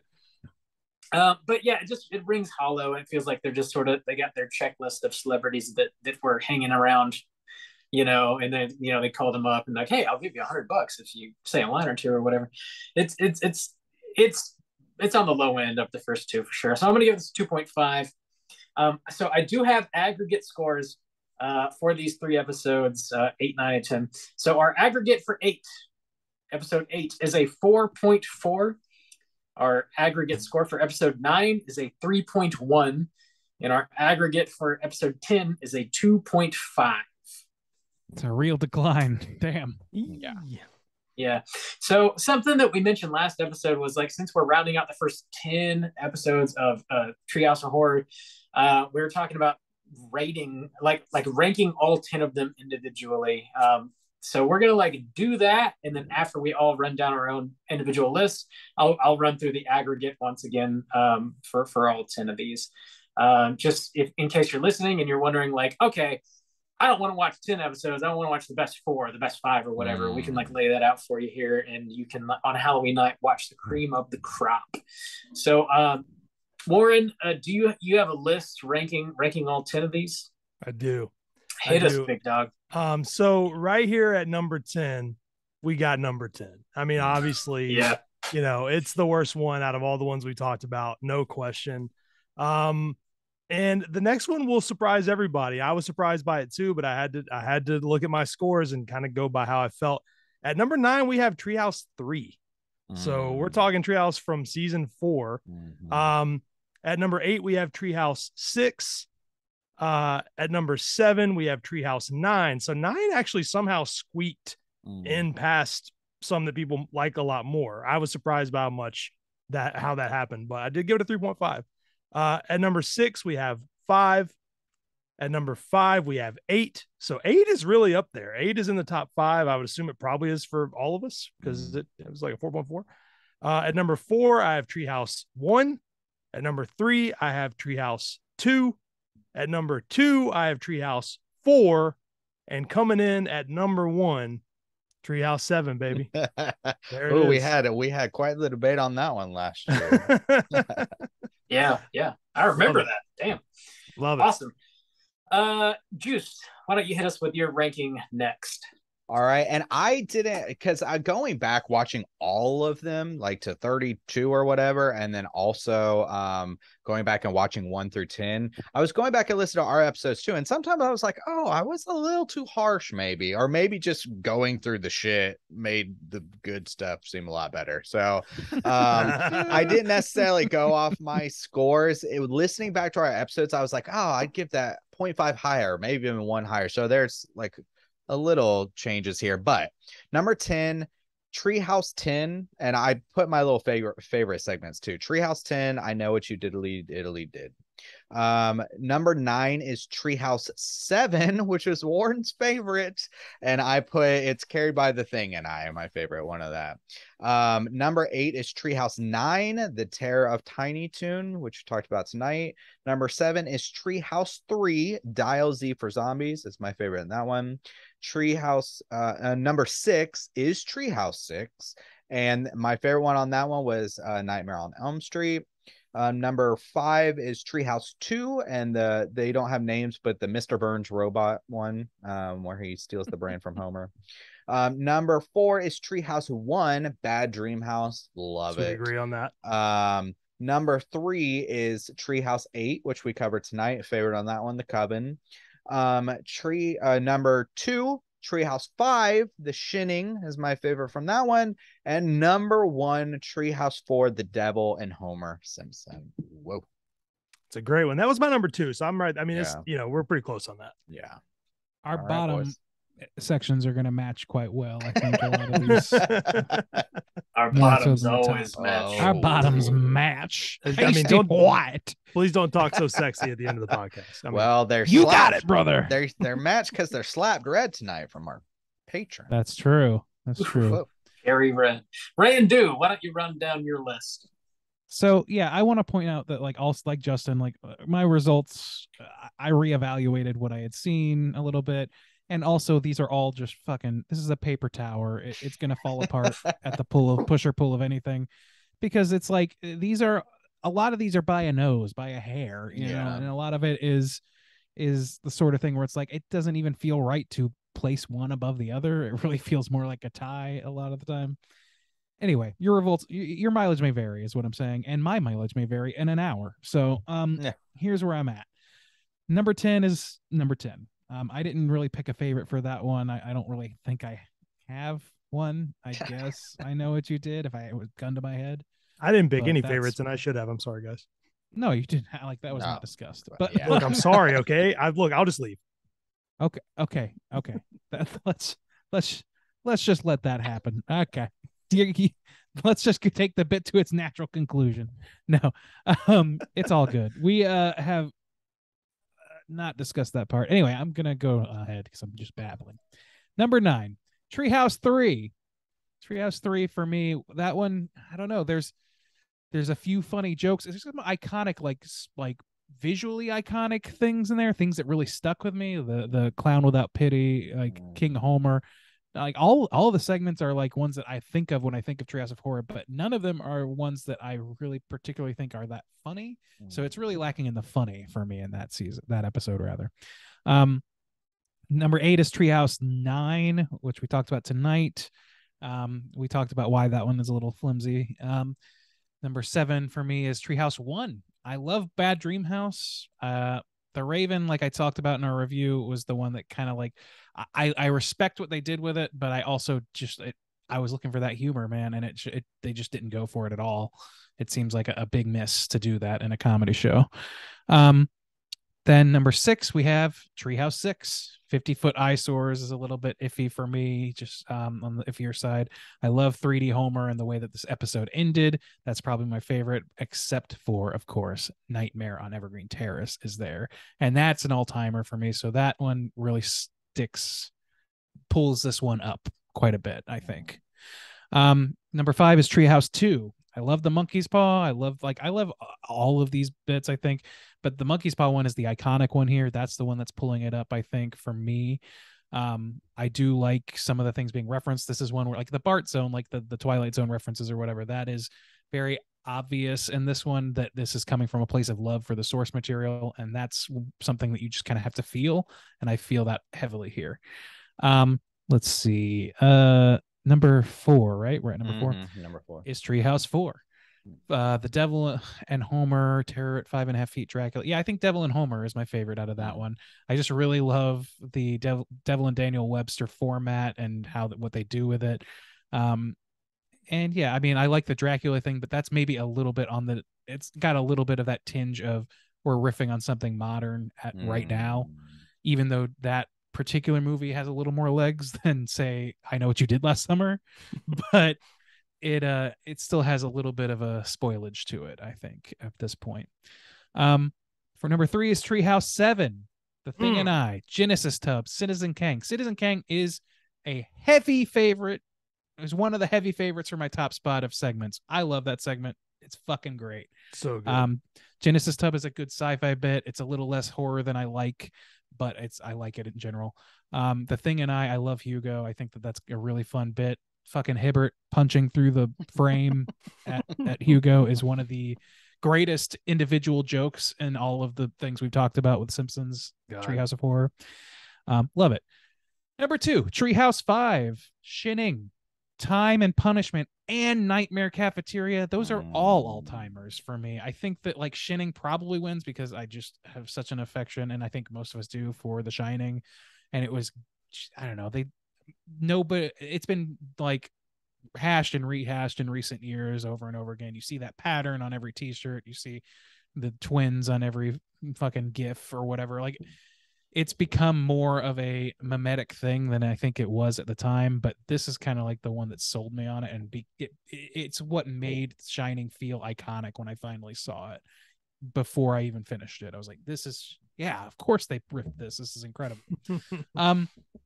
And then my number 1 is Treehouse 8 from tonight, actually. Wow. So, and that is largely on the back of Easy Bake Coven. And like, man, that is the Halloween element that I crave out of these that they don't always even attempt.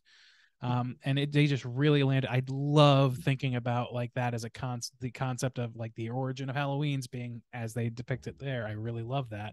I love Fly versus Fly. It's riffing on a pop property that I like quite a bit, and it's making a lot of fun jokes at the expense of those things. It's very irreverent. And the Omega Man, there are some great visuals, including what's on Warren's shirt right now, which is probably one of my favorite visuals from the entire series. Homer sitting in a fucking movie theater filled with corpses. It's it just speaks to my personality, I think. Love it. So yeah, that's me.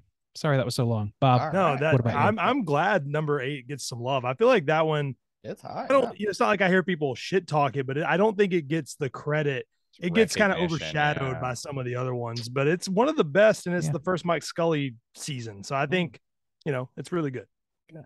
Bob, top 10. Hit us with it. Hey. I'll run down mine. I don't have a favorite segment. And then after this, I'll do our aggregated top 10. My number 10, starting at the bottom, is number 10. Oh, man. Really? It's unanimous. Yeah. Right? And a shocker here, my number 9 is episode number 9. Number 8 is Treehouse number 2.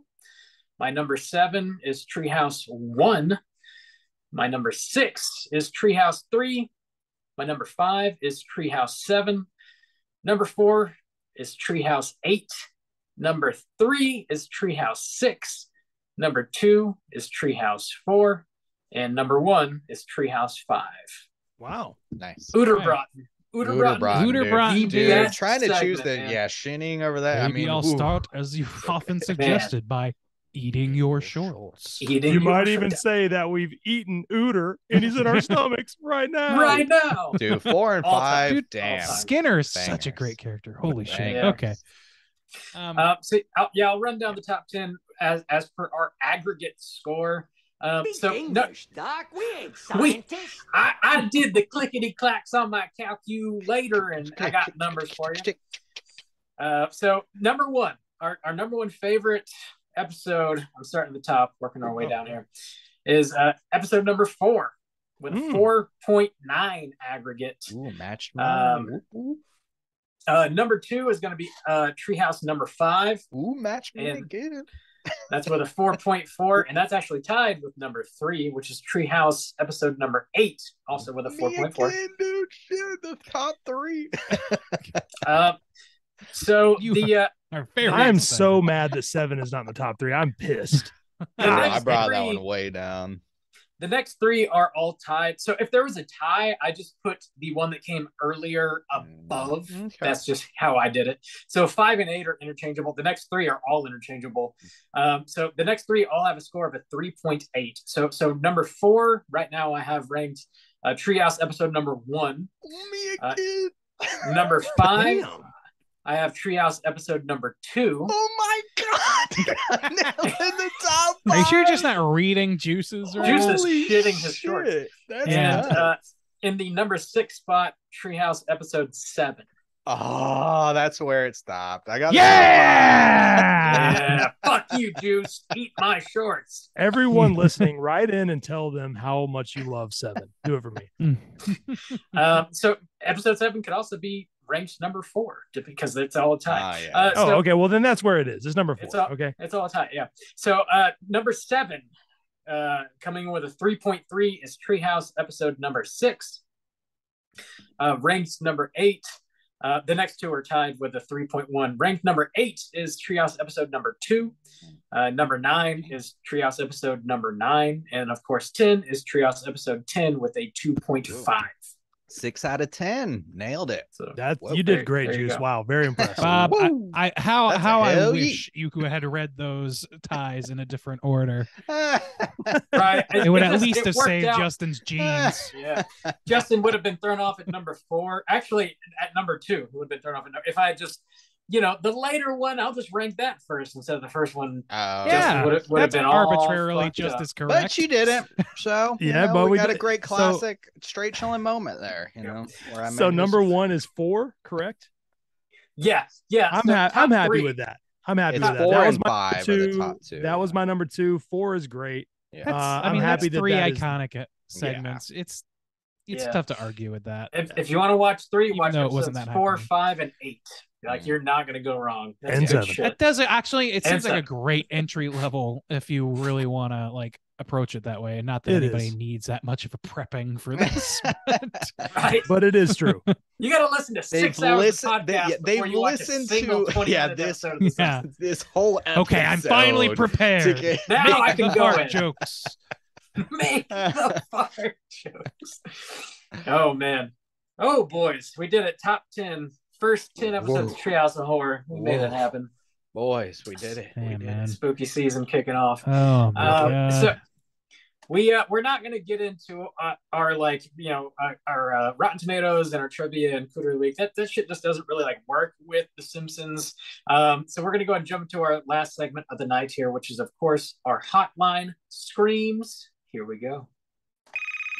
Hotline scream.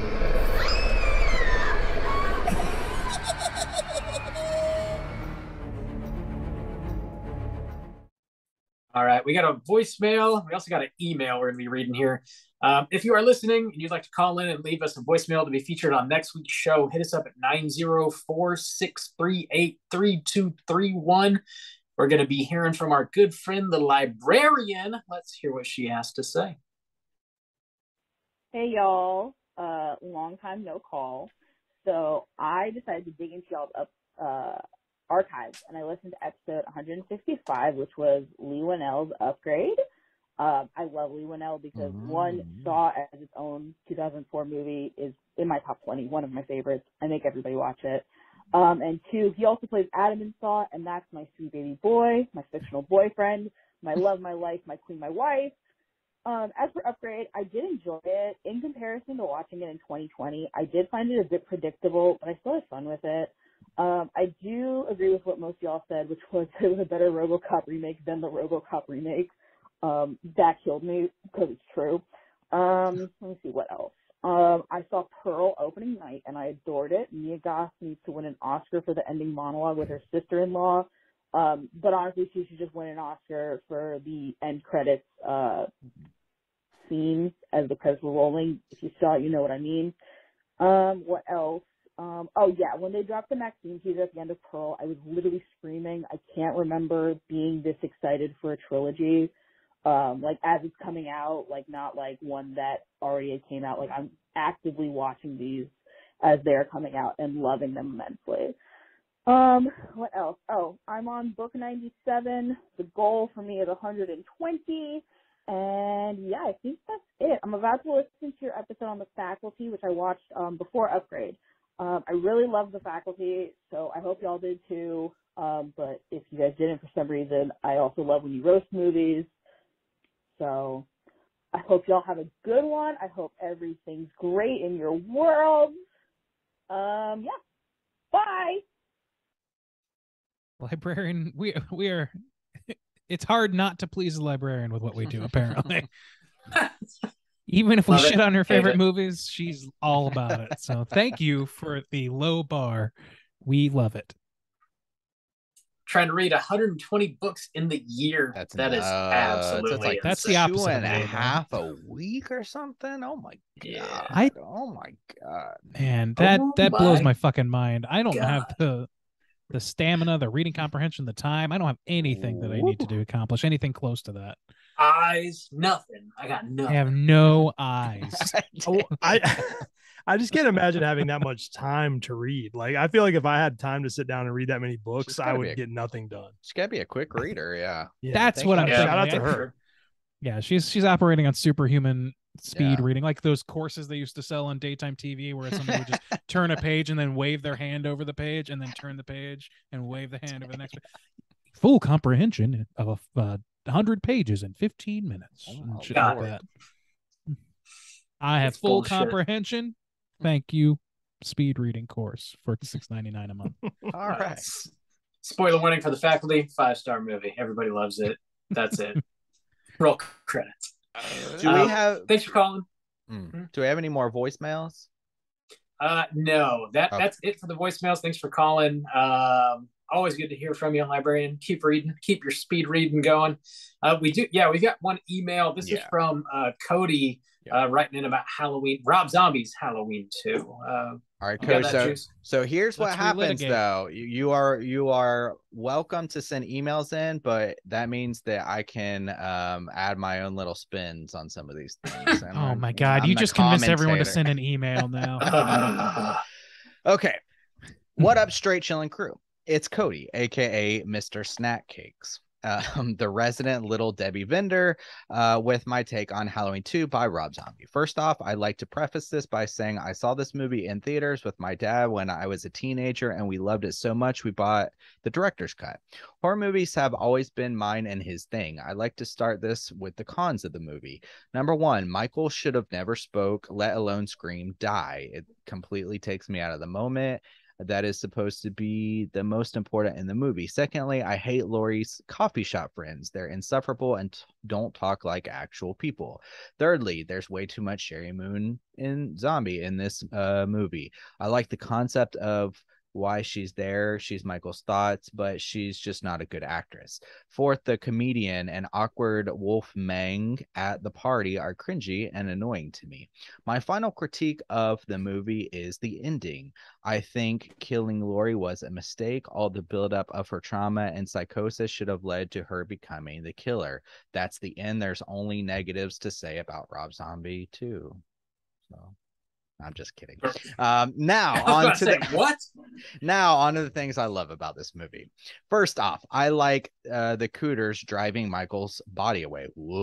Their perverted conversation and complete numbness to the scene shows just how shitty humans can be even after tragedy. Moreover, I'm glad we all agreed that the hospital scene is cool, but I don't think it's pointless for being a dream. The dream shows the beginning of Laurie's psychological breakdown. The whole movie is her descent into madness. It's like Michael's mission is to make sure she becomes like him, and I enjoy that.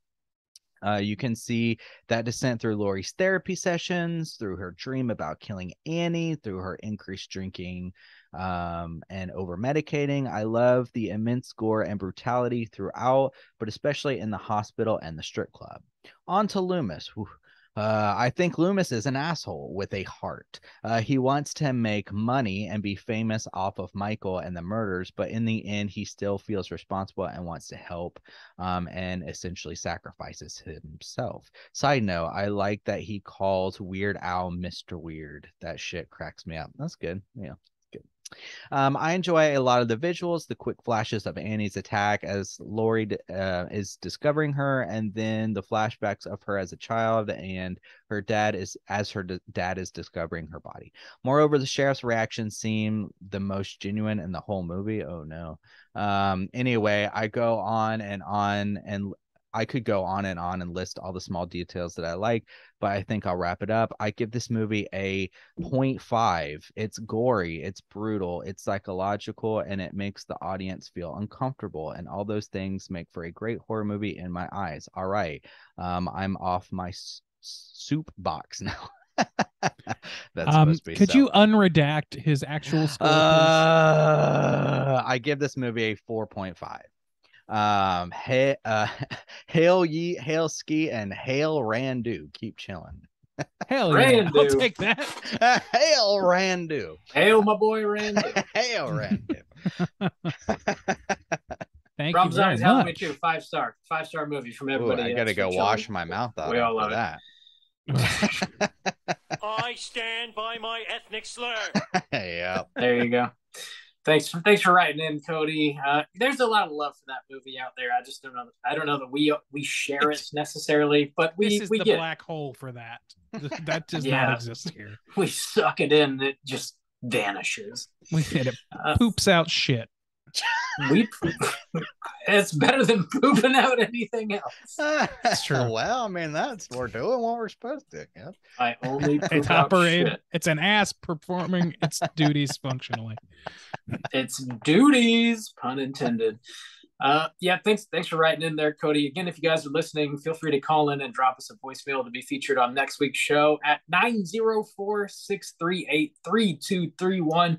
I posed a question last week. I'm going to pose it again. I want to know what everybody who is currently listening and is a Simpsons fan, what is your favorite episode of Treehouse of Horror? I want to know. Or segment. There's so many. Or segment, yeah, but... Yeah.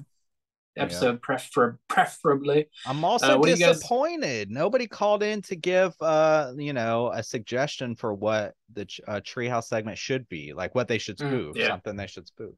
Well, you got something on the table there, Juice? Damn. I mean, I had a couple. I mentioned last week it'd be cool to see a Nope one since that was fresh from this year. Also, watching all these, they did a Munsters intro which was really solid. And I thought they could have Right. done a whole segment from that.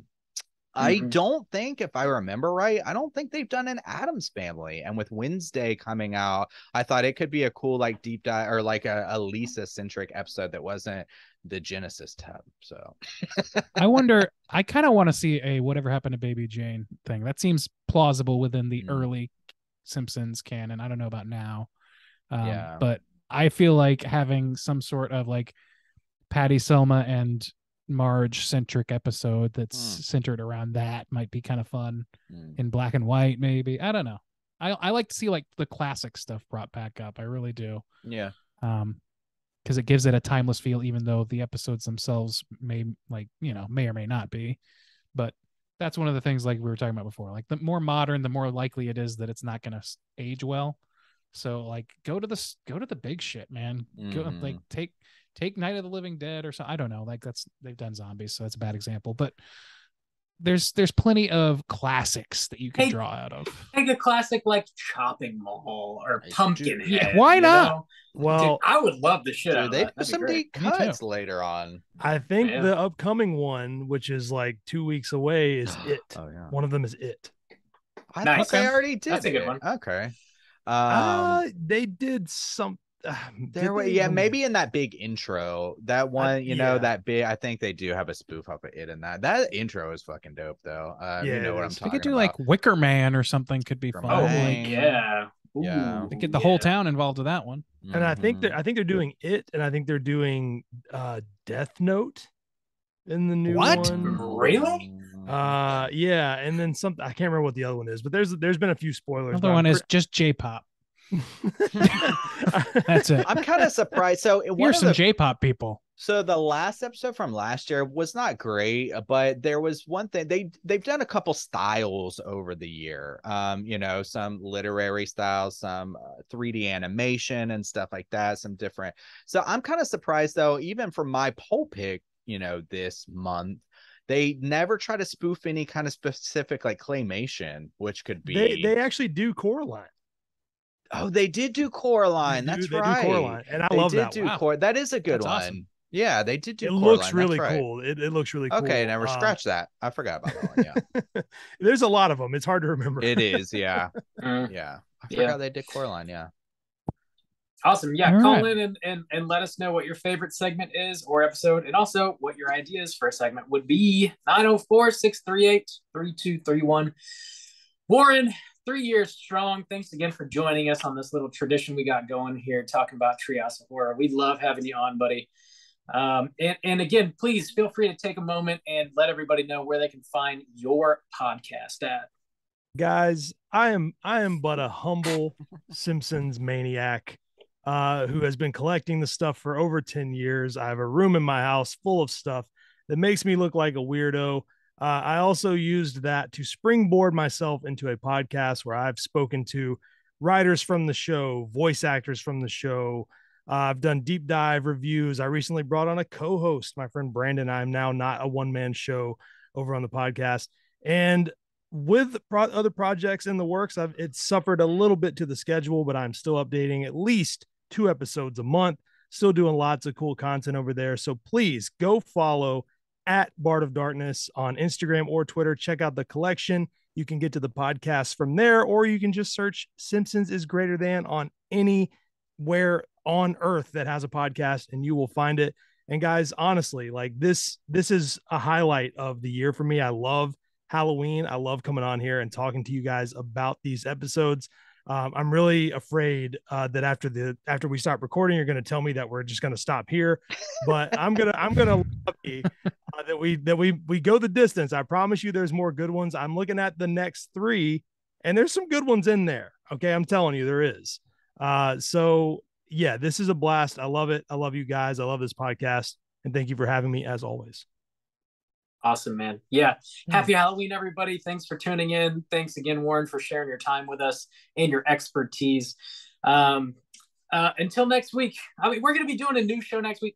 So there's like so much new material dropping. We have not identified which new movie we're going to be covering. Stay tuned for our social media. We'll drop what that's going to be as soon as we figure it out ourselves. But until then, Yeah, there's it will be a new 5 release. choices. Holy cow, there's so much. An embarrassment of riches this year.